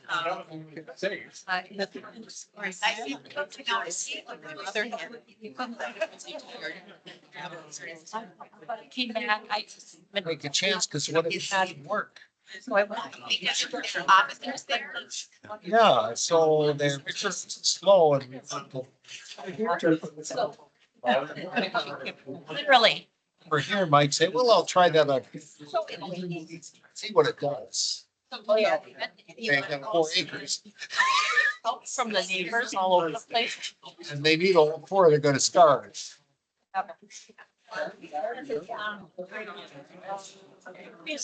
It would take a couple years. Purpose was to keep.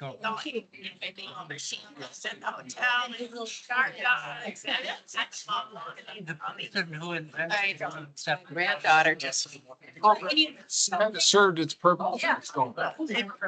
Oh. Most of the farmers have accepted that in these changes. They will do better. Oh, hey. Now it's more reminding them. In Egypt, I sit here. they would have superstar and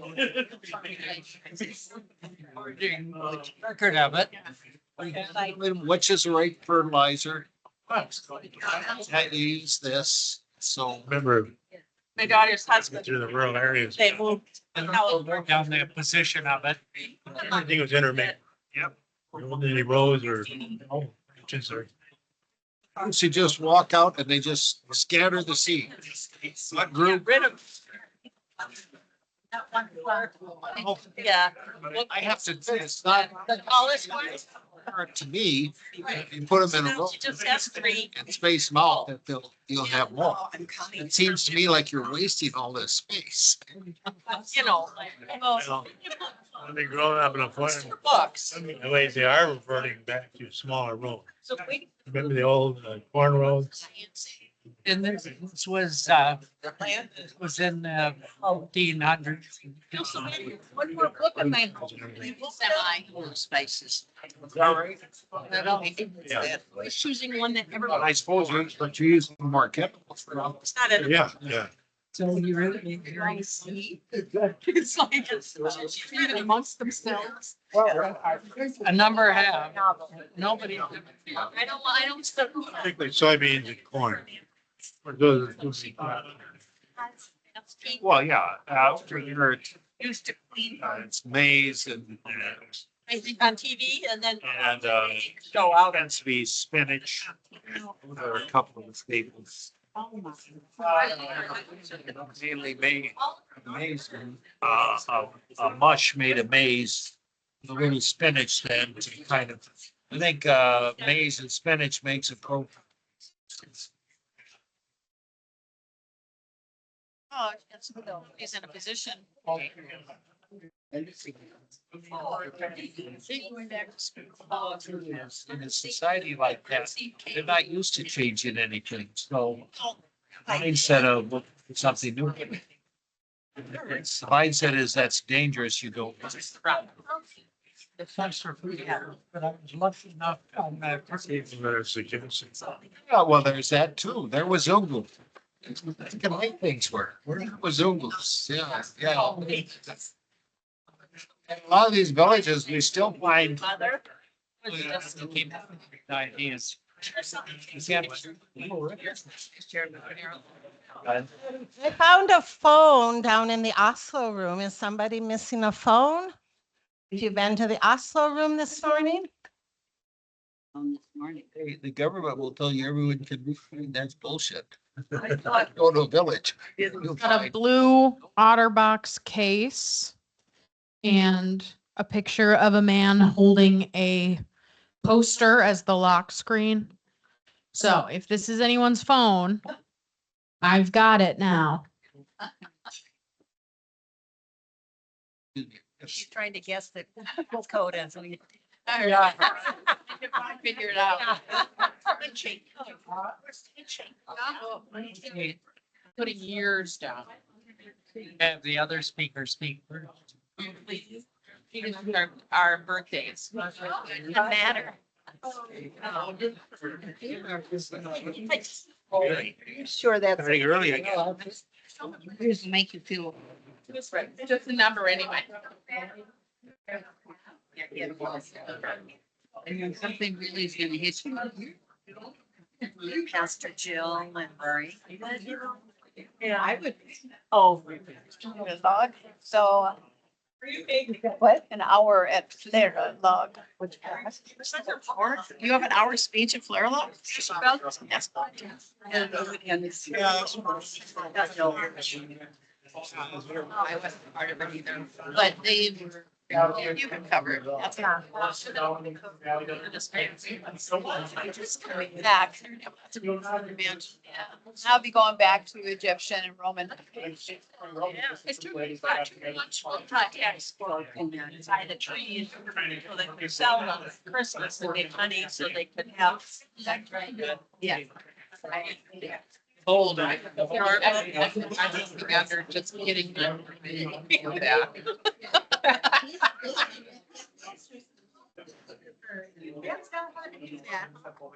It's a section of our, that part of the section of that. Yeah. County, like the county. I was gonna say, it's split up by counties. Yeah. That'd be Hennepin County, Ramsey County, Wright County. Yeah. You just guys come to visit. Oh. So I make up for that way. Talking about doing and then also very sit down to Mike. We had a couple. Yeah. There's a day and time. Yeah. That's it's look. And it's where they advertise and everything. That would be good. Because. Yeah, like functions there together. You do that the daytime? Yeah. Right.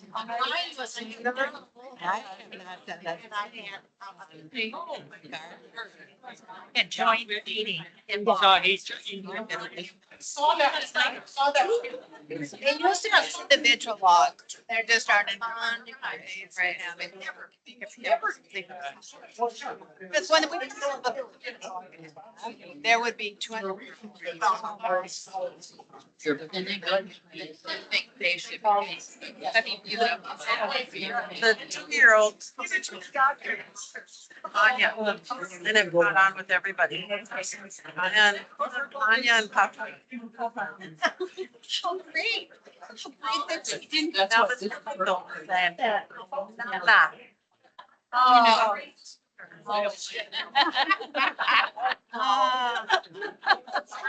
Social, and I don't care. I want to. I get up and walk around. And it's really changed in the logs too, because when I. And so I think. And she lived in a genealogy. Yeah. I don't need that. I mean, I know my family all over the coming and going, so but it is more associated with genealogy, so they can read. I have like Western Wisconsin untapped. Regular. So you need and be able to get to the city anytime. People settle with. I've lived.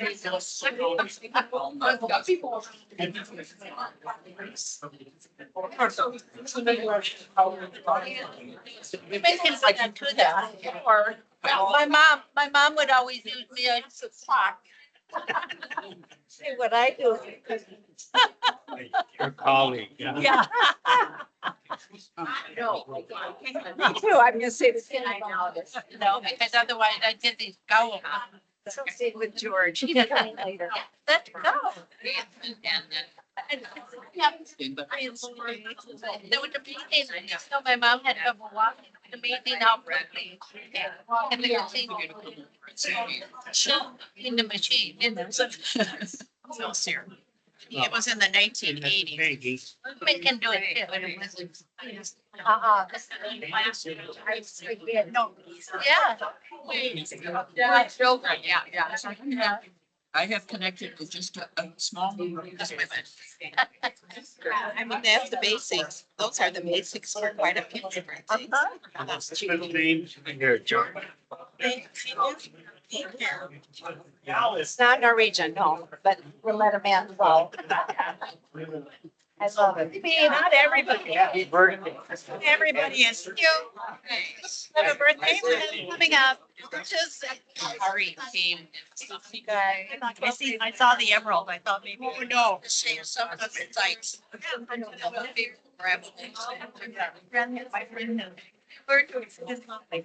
See you later, but the piece of here. I swear. At popular request, we are going to start early because we have been very efficient this morning and we even gave you time to be able to see the display that's up. And I know that we're kind of enjoying visiting, but we're going to start with our program and I'm reversing the speakers. So our next speaker will be talking about women homesteading. And we have with us Caitlin Sackerson. I first met her when she was studying for her PhD. And she has it from Brandeis University. Isn't that unique, studying a Norwegian? This from Brandeis University. And that's where it's from. And now she's teaching at Enola College. And she has done a lot of work about Norwegian women. And she has much to share with us about women who homesteaded. And I think you'll find it very enlightening. So please welcome.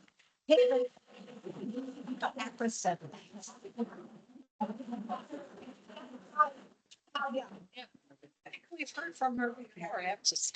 All right. There was one left in the. There's some people that are not here yet. Can we find them and bring them in? Start 20 minutes early. The nice room area. I think there's a couple of the Oh, yeah. Might have gone to. No. And there's, I think maybe some people. Why do you start early? House. Yeah, but there's. Are you? Sitting in. These two left. Good. I can.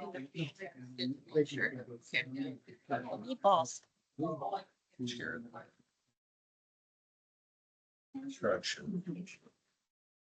Barry, which. Well, I will say the first few minutes, pretty repetitive of what's on the board here. So Really? not too much to miss out on. Should I start or should I give it another couple minutes? Give it. As soon as Martha comes back. Yep, sounds good.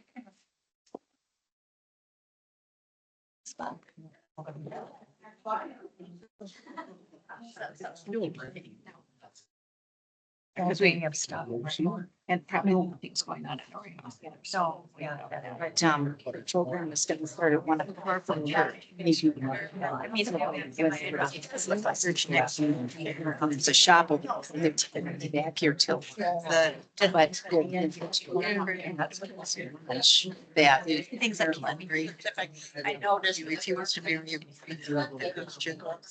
Files in there and then it's. Drive. Yeah, this is nice. It's free. It's so exciting. Right.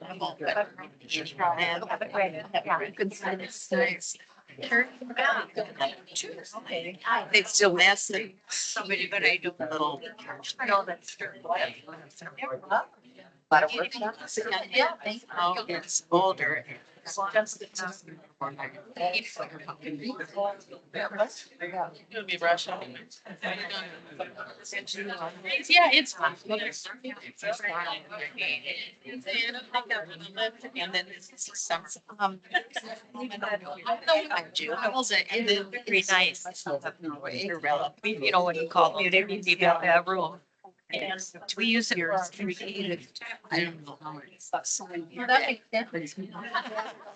And, very nice gathering. Please do so. And then as soon as, then we'll start our program. We have. And so every day. Category. And trying to find soul. Oh, yeah, and soul culture. Yeah, they're a little smaller. needed. They don't say it. So, oh, someone prayed on the fix. Did you? Exhibit. So, I know, it's really, it's kind of like a traveling exhibit. Oh, that's it. I'm willing to carry that. Wash your. She'll come. Ah, and you know, then some counters made. It was interesting in kitchen. When I took it. Yeah. We bought the cars and they will another, so that was. They're trying to make this. See, I know you were in a mess. Yeah, I don't know how handy we were. Hopefully you all can hear me.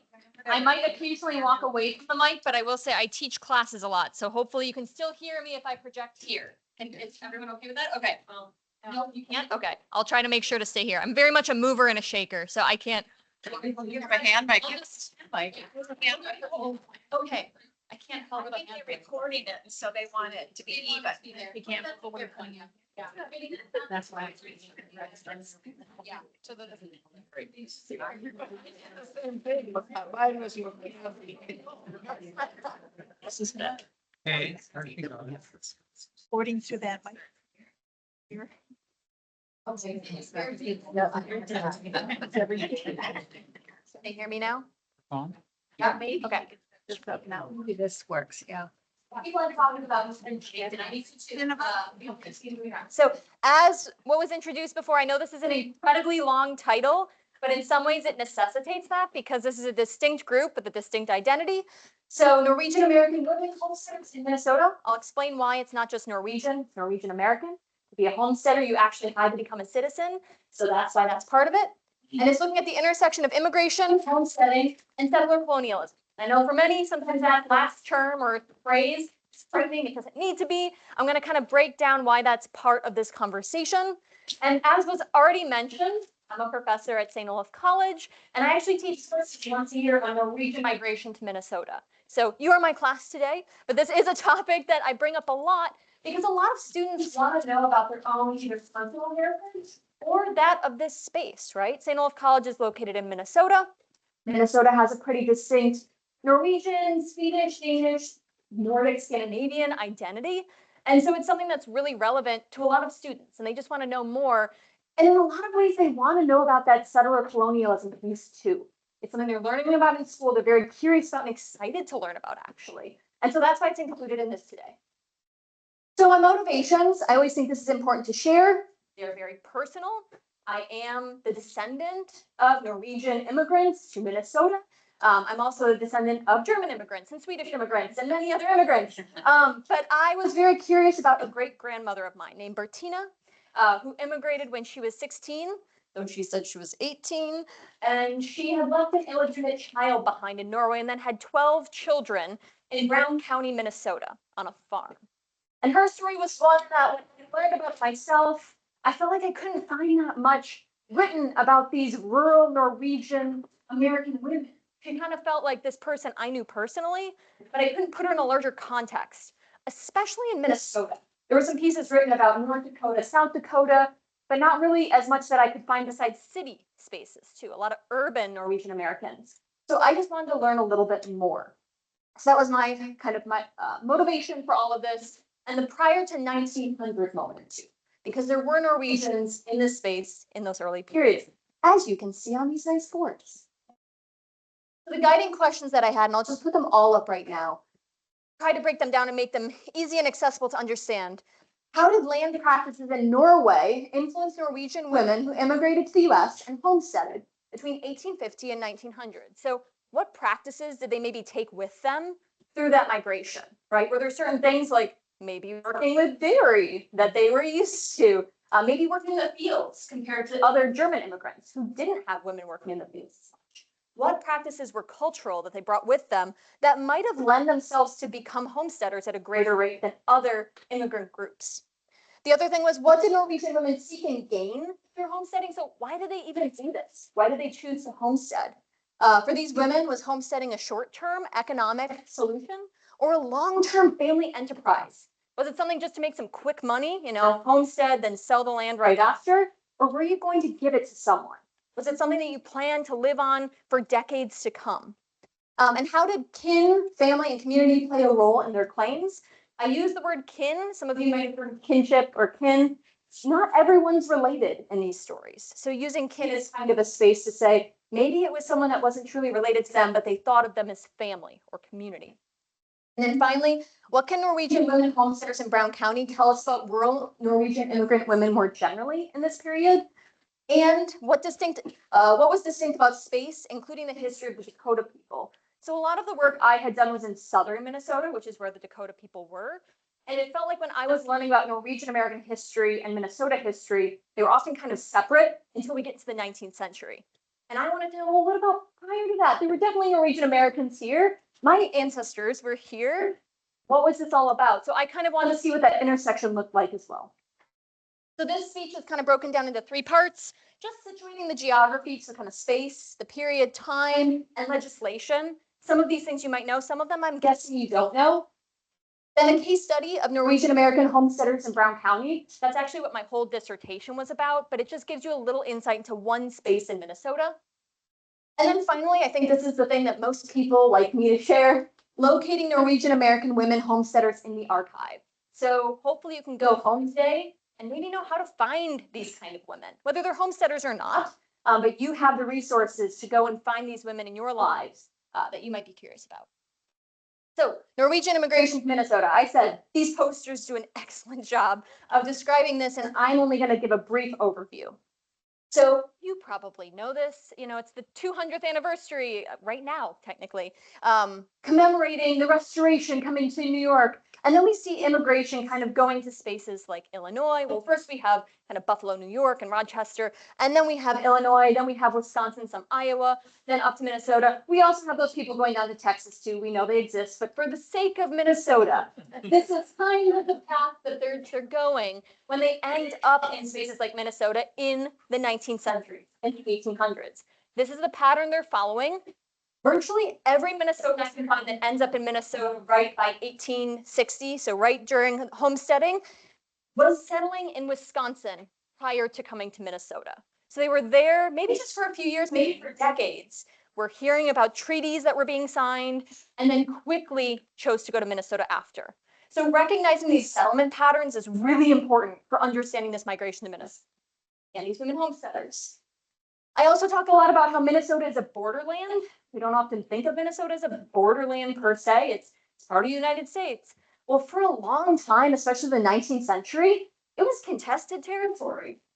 American territories kind of saw it as part of their domain. So did Britain, so did France. So did indigenous populations. They were also vying for territory throughout Minnesota too. So the Ojibwe and Dakota actually had spaces between Minnesota. So they both kind of claimed that land. So it's a borderland for so many different empires at the time during this imperial history. So we have all that going on. What legislation is happening as America is bringing the U.S. under its kind of domain, or the United States of America? So we have the Preemption Act in 1841. What preemption basically means is that they're going to have someone go out and say, this land, we're going to kind of assess what it has going on geographically. What resources are there? They're going to do some surveys too, but they're also just kind of assessing where the boundaries are, what kind of land assessments they're going to do. We then have the survey of present-day Minnesota in 1847. So that's really surveying the land, seeing what mineral deposits are there, seeing what the land looks like, starting to make these maps that you might see. Then you have the Scripps Warrant Act. This is important for land policy because effectively what it's doing is for those who are part of the military, they can now get these kind of titles to land if they decide to be part of the military. So you could have someone from North Carolina, or you could have someone from the original colonies getting this kind of land patent for a space in Minnesota. And you might be like, why are they here? Well, it's because the government's giving it to them. And often what they'll do is they'll quickly sell that land to someone that's wanting to settle in the space. So it's quick money with the use of land that they're settling. The other thing that's useful for the government, this is kind of free for them, if that makes sense. So they're able to say this land that we're quickly kind of surveying, saying it's ours, we now can kind of divvy up, instead of paying people larger wages, we can give them land instead. This also includes widows. So if someone dies in the military, their widow might get the Scripps Warrant Act. Then we have the Treaty of Traverse des Sioux and the Treaty of Mendota, two very, very important treaties for Minnesota. The Dakota were pressured to cede nearly all of their land in Minnesota and kind of Dakota space to the US government. Way more into those. I have like 5 classes on them normally, so we're not going to go into that, but incredibly important for land policy in Minnesota.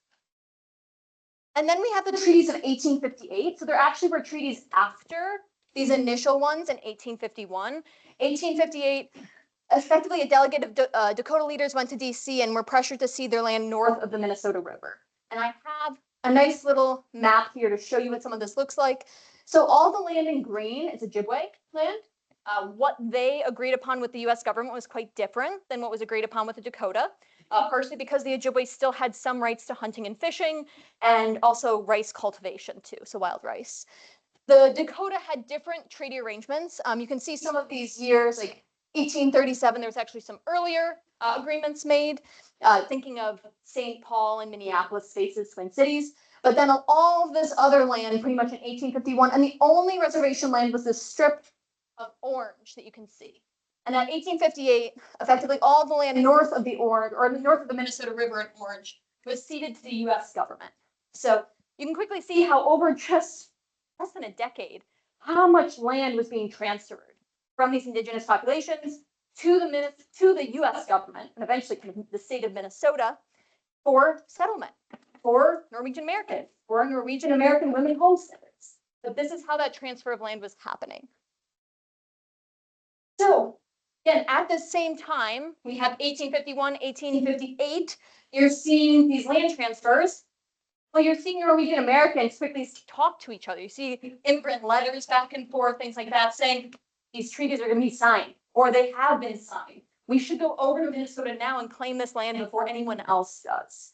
And so you start to see this kind of migration to these Minnesota spaces, and you often see these Norwegian Americans who are rural farmers immigrating in groups. So you don't see them individually, like one person necessarily. There are some, but a lot of them are coming in family units or community units. So I said there'd be a case study. Yay for Brown County. We're going to be looking at Brown County, partially because this is actually where the US-Dakota War also occurred. It's also where my family is from. So it was a personal inquiry for me as well. I will also note that I was the fun PhD student that was doing my whole dissertation during COVID, which meant that I could not travel to many spaces. So it necessitated me utilizing archives, which I'll acknowledge at the end of this presentation, as well as my own family archive. So that's partially why that was happening. Okay, so where is Brown County? For those of you that don't know, which may be many in the room, it's just on the Minnesota River. You might know New Ulm. New Ulm is in Brown County. So if you know that, you know where that is. New Ulm is kind of here right along the Minnesota River. I also created this little map so you can see where the Dakota Reservation actually was. That reservation land actually jumped right into Brown County. And you have the lower and upper Sioux agencies, which are kind of right in there, as well as in the county right north of it. And then the primary settlement of Norwegians was right below it. They very much had interactions with the Dakota who were there on the reservation. So locating Norwegians in Brown County, the population primarily kind of formed in certain spaces. So they went to certain townships together and they all just resided right next to each other. They were not in New Ulm very much. I think I saw one woman married to a German in New Ulm. The rest were in 3 different townships, Linden, Alban, and Lake Hanska. So if you couldn't tell, some of those have that Norwegian tradition to them. And that's part of it, is because a large part of the population in those spaces happened to be Norwegian. So based on the 1860 census, but remember 1858 is only when we start to see that second seeding of the territory. There were a total of 141 Norwegians out of a population of 2,377 people in Brown County. 97 of the 141 Norwegians had been born in Norway, and the remaining 44 were children of Norwegian immigrants. The first immigrants we can really see in Brown County, from what I can tell, were 1857. There might have been someone there in 1856, but 1857 we see them. So 44 children were born in this space over the course of just a few years. It's because they're coming in droves and families, and they're having many children in farm families. So we see that kind of change over time. And then throughout the 1860s and 1880s, you're going to see these populations increase. Again, if you look at the nice charts, you probably know this, but large masses of Norwegian immigration happened throughout the 1870s, 1880s. We definitely saw it in the 1860s as well, but they're slowly coming to spaces like Minnesota and spaces like Brown County. So it goes from 99 Norwegian residents in 1860 to 480 just a decade later to 767 another decade later. It's important to remember though, those are Norwegians on the census, not Americans who are the children of Norwegians. So even though it's 767, there are far more. There are actually thousands where Norwegian is their primary language, but they are technically born in the United States, so they're classified as Americans on the census documents. So you can probably see it. I know this is a little small for many, but the blue are where the Norwegians are residing. So primarily just in Linden, Lake Hansket, and Alban, as I said. They're kind of avoiding all the very German spaces throughout the rest of the county. So I already showed you some of these different land acts that were happening, but then we have the Homestead Act. Oh my gosh, it's happening. 1862, March of 1862. March is important because come August, we're going to have a war. But in March of 1862, the Homestead Act is passed. Does anyone know what Great War was happening in 1862? Civil War, yeah, Civil War is going on. Interesting fun fact about the Homestead Act related to women is that a lot of times when there's policy being put forth with Congress, they add a lot of stipulations that they kind of expect to have to give into for the other side, right? One party has some ideas, another has another, and they say, we're going to add some details that we're fine with kind of crossing out as long as we get the big platforms we're looking for. Well, one of those kind of meant to be crossed out moments was women being allowed to have homesteads. But guess what? The South didn't have representation during the Civil War. And so you actually have a lot of Southern Democrats who cannot change this policy. So what was passed as the Homestead Act? A lot of historians are now agreeing probably would not have included women had the South not seceded from the Union. So that's one thing that was really interesting at this time is it's getting passed by Abraham Lincoln at a time when representation was really isolated to one political party for the most part. So women were included in the passage of the Homestead Act. So the National Park Service actually has shared this, but in total, 85,072 homesteads were proved up in Minnesota. The total acreage of homesteaded land was 10,389,606, which is 20% of the land in the state. Proved up is important. What proved up means is you didn't just claim a homestead, you actually went through the whole process to finalize that claim. So you actually were able to prove your claim, you own that land. 20% of Minnesota was homesteaded land. So pretty important when you think women can also be part of this land claiming. So what is the Homestead Act? Some of you might know what it is, some of you might not. To prove up a claim, what you had to do is you were required to build a home on the land. It could be a shack was okay. Live on the land for 5 years and improve the space by cultivating it often into farmland. The idea was to take it from indigenous kind of prairie land and turn it into farmland that very much fit kind of a Western idea of what a farm should look like. And you also were supposed to kind of allocate it into a plot, right? So some kind of dimensions that have boundaries. You also had to be 21 years or older and either a US citizen or someone that was willing to become one by the time that the patent was proved. So actually, if you were an immigrant and you were not a citizen, you could still claim this land. It was relatively free. There was a small fee that you had to pay, but it was very inconsequential for many of these homesteaders. The true effort was actually improving the land. That was pretty hard. And some spaces, especially when you think of Midwestern spaces that are farther south, were really difficult. Maybe you read things about things that would come later, like Dust Bowls, but even earlier, some of the land was quite barren. Even South Dakota, sometimes people would come to these homesteaded spaces and say, how are we supposed to improve this? This is quite difficult. So that was mainly the big obstacle. Again, expansion of women's rights. The Homestead Act enabled women to claim 160 acres of land if they were single, widowed, or deemed head of household. If you were married, sorry, you could not homestead. Your husband could, but you could not. The only time when you might be deemed head of household is if your husband is considered incapacitated in some way. So maybe a physical ailment, so they might be paralyzed, or a mental health ailment, so they might be institutionalized. Then you could be considered head of household, which we actually have some cases of. So who was homesteading in these spaces? Think about Brown County as an example. Immigrants. immigrants for homesteading. There were Americans, I call them Yankees. That's what a lot of historians say at this time. There were some Yankees, but for instance, on September 1st, 1869, 24 people were awarded the first homestead patents in Brown County.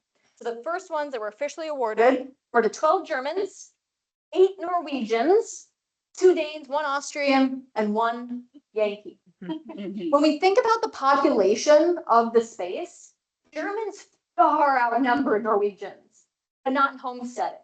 The numbers actually change dramatically when you look at these kind of statistics. One thing to remember, though, is for Germans, there were more Germans in the mercantile class, so merchant class as well. So in New Ulm, spaces like that. So they weren't looking to farm necessarily, but it's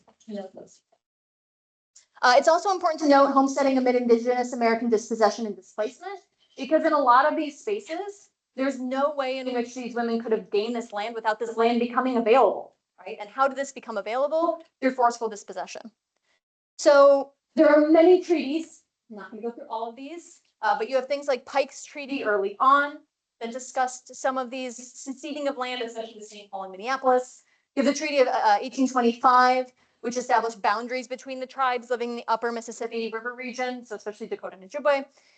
You have the Indian Removal Act that's happening more in the southern and eastern United States, but it's still very important nationally when you think of President Jackson at the time, Andrew Jackson.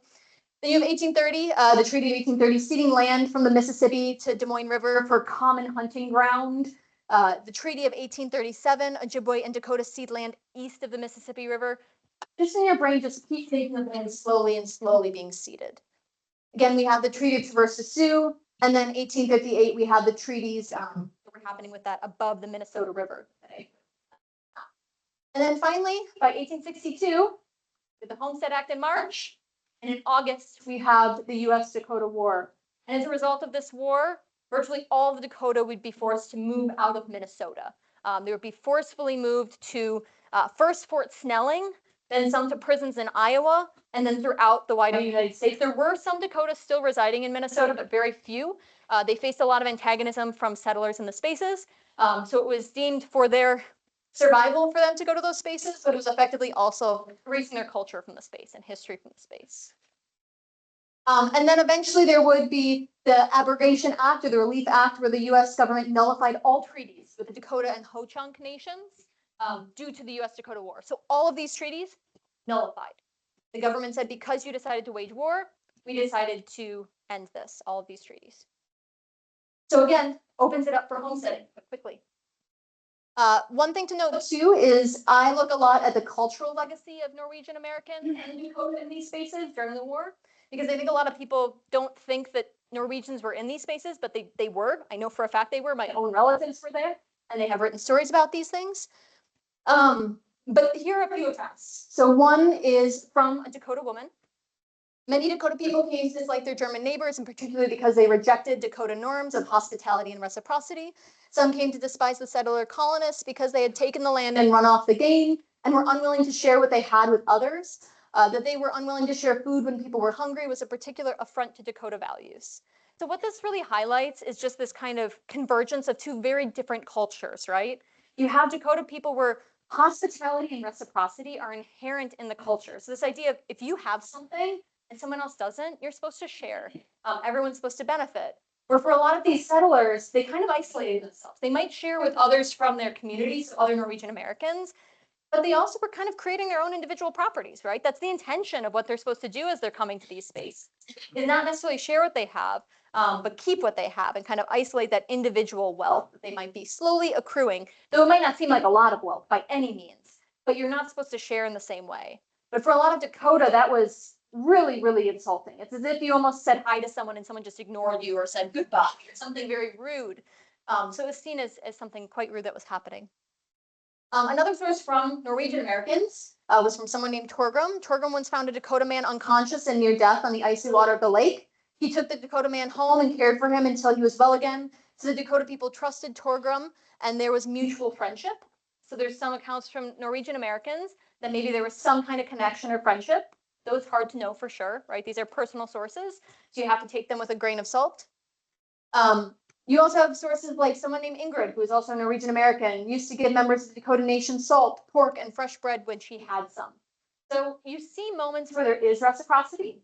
I also had one source where someone named Kari threw lye on a Dakota man. She was cleaning her home, and he came into her home to ask for something. She didn't want him to be asking for that thing, and he wouldn't leave because he needed something, so she threw lye on him. I must insist that he wasn't trying to assault her or anything like that. It was more of she wanted him out of her home. So there are a lot of anecdotes that you can see where these cross-cultural connections were happening as this land kind of taking was happening at the same time. So there are many reasons for the causes of the US Dakota War, but unfulfilled treaties, unpaid annuities. So a lot of the treaties the US government had signed, they actually didn't follow through with. A lot of the payments they were supposed to give the Dakota never came through, especially when the Civil War happened. They were very delayed. Starvation conditions. So the Dakota were facing starvation conditions as these payments weren't coming in, as food wasn't coming in. They also lost their homeland and traditional hunting grounds. So as they were becoming more and more reliant on the US government for that money, so that they could get the goods that they needed to survive, because no longer was the land able to kind of give to them that they had in the past. They're losing more of that land where they could kind of subsist. Coercive assimilation tactics. So there were also a lot of missions in the space that were intentionally trying to assimilate them into more American farming practices and also Christianity. Unlawful settler encroachment. So there actually were settlers that were on that reservation land that were creating their own homesteads or just kind of taking the land and farming it, even though they weren't supposed to be at the reservation. I have not seen any Norwegian Americans in that space yet. It's primarily German Americans, but that's also just because they had a larger population there. And then the Civil War began. So the Dakota, some of the Dakota warriors fully understood that a lot of the armed soldiers were going out east. And they said this might be the best time for us to finally kind of strike back before we've lost everything we have. So that's partly why it happened. What happened? It was 6 weeks of conflict. More than 350 settlers were killed, along with 100 U.S. militia. At least 150 Dakota men were killed, though most historians estimate much, much more. It's just no one went out to count how many people were killed among the Dakota. 400 Dakota men were tried and 303 sentenced to death. President Lincoln pardoned most, but some of you might know about the hanging in Mankato that happened with 38 people. Around 1,700 Dakota, mainly women and children, were forced to march to Fort Snelling, taking 6 days to make that march. There were many that died along the way. Stones were thrown at them. A baby was actually killed due to a stone being thrown at them. So it was a long history there. Many of the Dakota men, women, and children were then forced to relocate to Iowa, South Dakota, and eventually other reservation lands in the Midwest. Again, it's also making space for these homesteaders to come into this space. Ole Stinsby is actually one person that wrote from Lake Henska. He's a Norwegian American. And he said, "We will not condemn the Dakota people, as there are always two sides to a case. We must admit they had the strongest side in this case. Even old men in New Ulm who fought Dakota men during the siege of New Ulm will say that the Dakota people had reasons enough to go to war against the settlers." So a Norwegian American wrote this in 1834 about the conflict. He knew many people that were part of it. I also just bring up that there are land acknowledgements, like St. Olaf has, that kind of discuss this history. And it's just meant to say that this land acknowledgement isn't new. Ole Stinsby kind of said it before, right? He was saying it all the way back in the 1930s. Many places are still kind of acknowledging this history of land. As I talk about land, I want to acknowledge it too. Okay, getting to these Norwegian American women. We're getting there. We're going to have a lot about them. Okay, so we have all this happening. All this land is becoming available. We have the Homestead Act. Now we have the Married Women's Property Act coming right at the same time. 1845, we have this New York Married Women's Property Act that gets passed. It's really important because the New York one ends up being kind of the template for many other states that use it. There are exceptions. I think Georgia, Mississippi have one earlier too, but no one really replicates that one as much. It had to do with the Confederacy and kind of slave states. The one in New York is what Minnesota also will eventually replicate.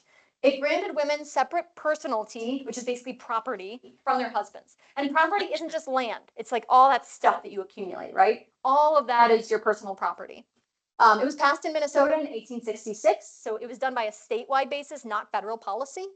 It allowed for women of all classes and economic standing to not only hold property, but also bequeath it. So now you could write it in. Yes, there were some people from upper class women who were doing this in the past. It was more complicated. It's a bit easier now. There's a divergence from the oral threat system, if you know about that, and transfer of primogeniture, if you know about that. I'm not going to go into those details. Think older European policies where women could not inherit. All right, so were they homesteading? Yeah, they were. They sure were. So total numbers, this is the case study for Brown County. but I found that it's somewhat similar to what I'm finding in other counties as well.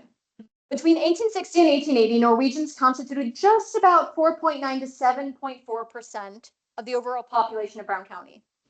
Yet Norwegian women constituted 21.4% of the total successful women homesteaders. So successful is important because they were able to prove their claim. But that's a pretty big difference in percentages. So they were not only seeking them, but able to successfully finish their claim. So what were some of the things that I found as I went through all of these details? Really important was the significance of land in Norwegian practices. So what did that mean? Norwegian agrarian society, where economics were tied to the family farm, were really important to these homesteaders as well. So this idea that your economy was based on the farm. It wasn't based on something else, and farmland was so important. Some of you might know of the Bunder and Husman system, but this idea in Norway that some of you actually might have owned the land while others were just working the land for someone else. And how important that land was as it was getting smaller and smaller in Norway, or fewer and fewer opportunities, and you could come to the United States and get this land. It was so important for these agricultural societies or agrarian societies.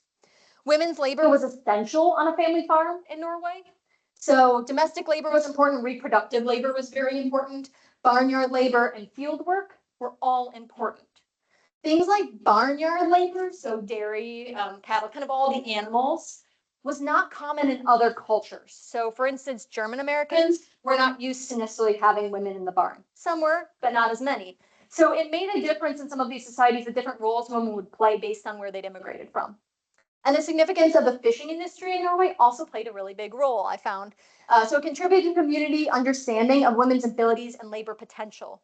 Many of you might know this, but in many places in Norway, men would go off for months at a time as part of the fishing industry. And therefore, who would have to be in charge of the farm? Who was left? The woman was often left, or women in the family were often left. And so there was a trust form that they could take care of it. They were fully capable of taking care of this land. They could also take out credit to pay for things. They could do a lot more than women in other societies could. And the fishing industry kind of necessitated that, an inherent trust that women were capable. Immigrant women actively sought out homesteading. So I kind of already discussed this, but they were trying to do it. They understood it. I found many letters and documents between women talking about this. You can get land, even among men saying, yeah, she can come over, she can get some land.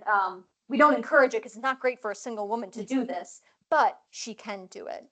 So it became really, really important. It also led to citizenship for many. So the fact that they could homestead actually was a direct route to not only gaining land, but gaining citizenship. And then, for some reason, there we go. Oh.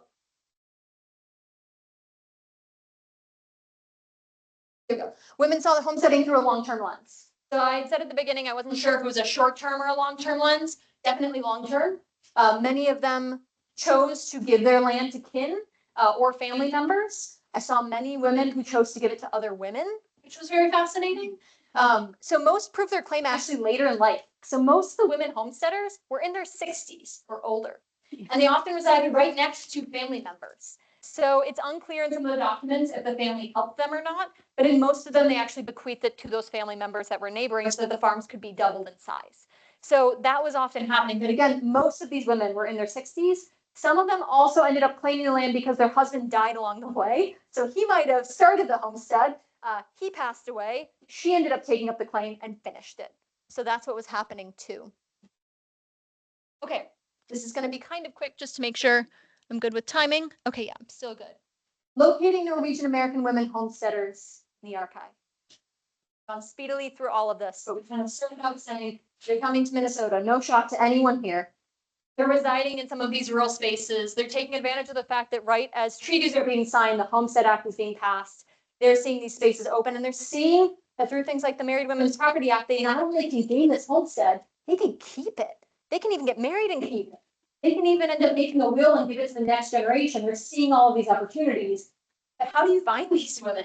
For many of you that do any kind of genealogy research or other research, you might know that it's really difficult to find Norwegian American women in the archive. And it's often even harder to find multiple sources on them versus just one. So I like to often share how I found these women and how homesteading can actually help you find more potential. So what are the archives? So you have physical archives. I'll just Physical archives, some of these aren't shocking, but these are included often within museums, libraries, and other physical archival deposits. So you can find family files. I found those are fascinating for women.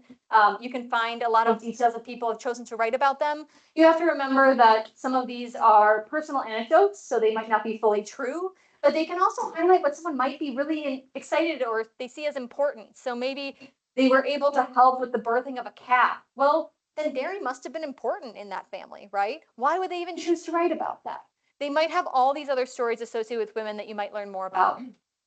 Letters and diaries are very, very fascinating. You find a lot of those within the Norwegian American community, which is fantastic, so they can help too. If anyone knows of the letters that Orm Overland has actually translated, those books are really, really fantastic, I found. There are plenty of photographs too, plenty of archives. Newspaper and obituaries. Obituaries. I love obituaries. Obituaries are fantastic for women because often it gives you a short synopsis of their life. So maybe they immigrated from a certain space at a certain age with their parents. All of these rich details that maybe you could have found one baptismal record or one immigration document, but this just puts it all into one.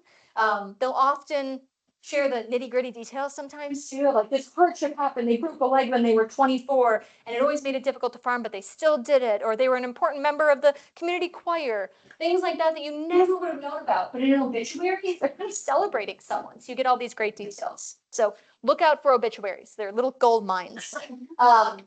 Graveyards and historical markers. So I went to many different grave sites. I found it really interesting not only to just see what is on the gravestone. So sometimes they do have little depictions, see who's buried together or who's not buried together. Because sometimes they choose to kind of keep them quite separate from one another. Sometimes you can also see people that are buried together that aren't always family. So you start to know kinship relationships that are existing within where they're maybe buried people as well.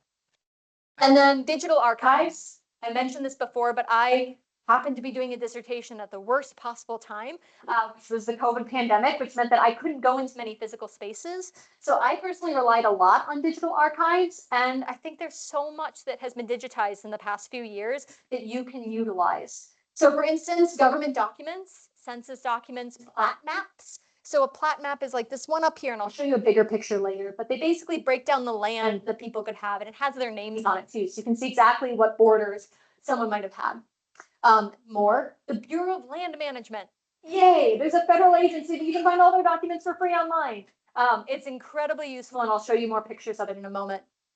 Genealogy website, so whether it's Ancestry, Family Search, or another site that you might be using, they can be helpful. Sometimes it means that people are putting their own family documents on there, so you can learn more because someone had it in their attic, and they chose to take a picture of it and put it on one of these sites. Can be helpful.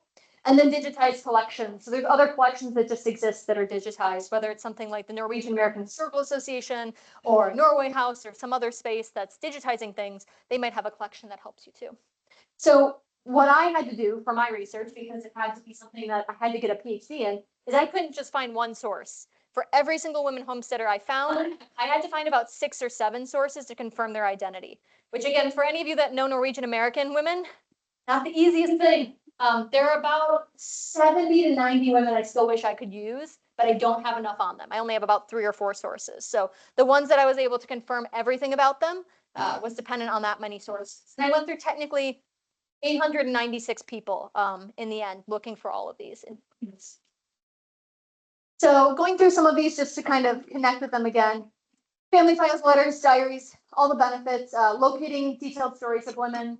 These family files are really invaluable. If you are someone that contributes to your own family file, highly encourage it. Writing down those stories about your mother, your father, your aunts, uncles, cousins, nephews, someone else. Someone one day like me might go in there and say, oh my gosh, I needed to know this about this person. It's so fascinating. Provides additional names and spellings. You all probably know that problem. Spellings are often difficult, especially when you think of a community of people, whether they were Norwegian American or women, who may not have been literate, or they were using phonetic spelling. So what they were hearing, they were just kind of trying to write down, but it wasn't written the same way from a census to how they wrote it to how someone else wrote it. Could change over time. Sometimes these family files actually show you the change over time in these names, which is really, really helpful. Learning what a family chose to preserve. What did they choose to put in there? Why did they choose that? it's kind of thinking like taking that step back and being a critical examiner of the source material. But that idea of if they just talk about cows a lot, maybe dairy was really important to their family. If they just talk about timber all the time, all these different trees and all the buildings they were constructing, maybe construction was really important to this family. That's fantastic to know about, right? So all those other little details, yes, they may be true, they might not be, but inherently you learn what was of value to these people in this moment. And then limitations, again, semi-fictionalized sometimes. Everyone likes to talk great things about certain people or nasty things. Some people have really nasty things they preserve. But recognizing that, that's okay. It still can tell us something. You just have to recognize that as you're going into it. Again, the chosen history, it's often fractured. So yeah, you're gonna have those moments where it's like a page turner and then you're missing 10 pages. And you really wish you knew. Maybe you could write a fictionalized piece where you fill in the gap, but just make sure you mention it's fiction. But you can always have those gaps that exist. But it's still, what's there is still valuable. For women homesteaders, unfortunately, there's often the prioritizing of great men in these archives. So it doesn't mean all men. It just usually there's that one kind of patriarch in the family that did something amazing, and they were married to someone named Anne. And that's the only time you ever hear about Anne, right?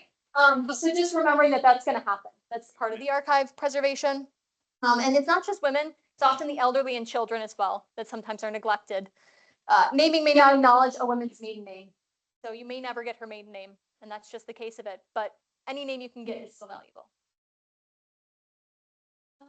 Newspapers and obituaries. Like I said, obituaries are great. I kind of already went over some of those, but this is a good instance. So this is actually a Norwegian American woman. There were some details on her, but this was one obituary that was saved in the family file in Brown County, Minnesota. So they had her funeral services. She has 6 grandsons, all these great things. She was born in Norway, February 8th, 1866, and came to America with her parents at the age of 4. The family settled in Zimbrota and it was at the Lands Lutheran Church in that city that she was confirmed. So details like that. Now I can go find a church, and now go into all these details. There's even more in this one that goes into kind of some good details, but there are plenty like that where you actually get a nice little synopsis right there of their life. Historical markers, so there are some in many spaces. Go find them. This happens to actually be for a log cabin that my great-grandparents were part of. They've preserved it, but they've also moved the whole home. So some people might see this cabin and be like, oh, it's right next to this great space. It was actually transplanted to that space. So just recognizing that too, that if you are finding these historical spaces, know if they've been moved or not. It's also privileging of certain families and certain voices. So just make sure that you recognize who's being privileged in that situation, because there might have been other Norwegians that just aren't preserved the same way. The other thing to note too, for instance, this is a house that's being preserved, and there are a lot of great details and kind of historical artifacts in that space, but not all of them are from the same period. They're not always from that family, from that exact moment. So just remembering that if you go in there and you see certain, I don't know, kitchen utensils, and you're like, was that really there in 1860? Probably not, and that's okay. They still chose to preserve it. But again, going in there and kind of taking that moment to think about it. There we go. Went forward again. Graveyards. Like I said, some of them are fantastic. I know this is actually from my great-grandparents. I often choose to do these ones that I'm not sharing someone else's history too often. But this one was created, I think, by my grandmother. I think she was one of the ones that decided to make this little heart in the middle with these kind of books that look like Bibles. All of that tells you something. She loved her parents dearly. They had a somewhat loving relationship. I don't know if a heart in the middle of it is what they would have chosen necessarily, but it's something that their children chose to preserve.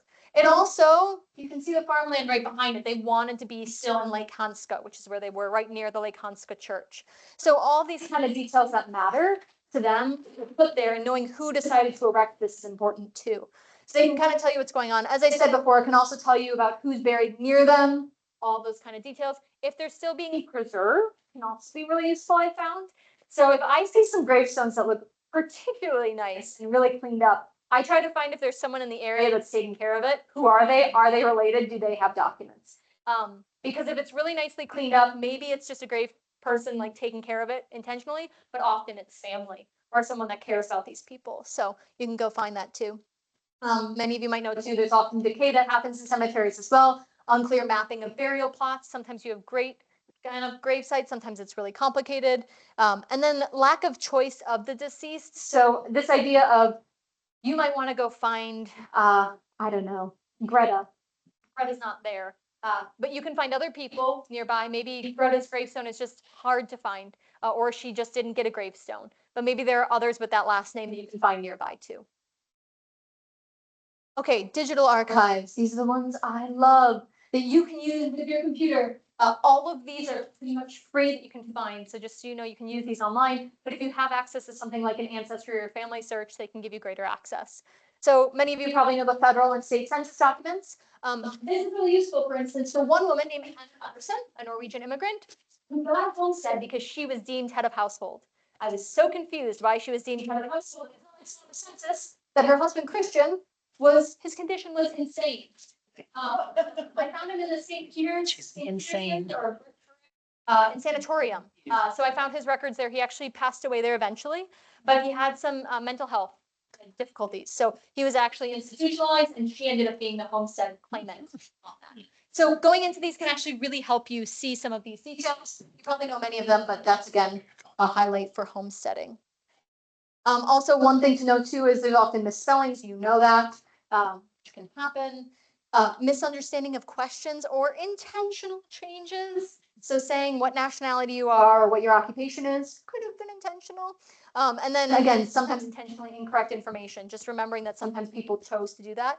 I know my great grandmother chose to have the wrong birth year and age, partially because she had a child during the period in which she wanted to kind of ignore. Government documents, plat maps. I love plat maps. They're really fun to look at if you know what you're looking at. But basically what it is you can find these through something called the Bureau of Land Management, which I'll show you in a minute. And it effectively shows you these maps and spaces during different decades generally. Some of them were done every 5 years, some every 10 years. And you can see names of someone like P. Bjornson. It's P. Bjornson. It might be Peter Bjornson. You can find them and who they are. One thing to know about these plat maps when they were taken, I found this out in Brown County, is that they'd have a surveyor basically go around door to door and say, who owns this land? And they'd answer, and then he'd go to door. Well, some of these Norwegians didn't know what he was asking. So they just give their name. And so sometimes their name wasn't the actual owner of the land, but a lot of times it was. You can see who's owning the land. You can see who's neighboring one another, which is really fascinating too, and see where everyone is. They love to congregate along the lakes, shockingly. The Norwegian Americans, why would they want water? We all know. But it's interesting to kind of see it, right? That's where they were choosing to go. Bureau of Land Management records. So you can just search this pretty easily. It's through the U.S. Department of Interior, and they have all the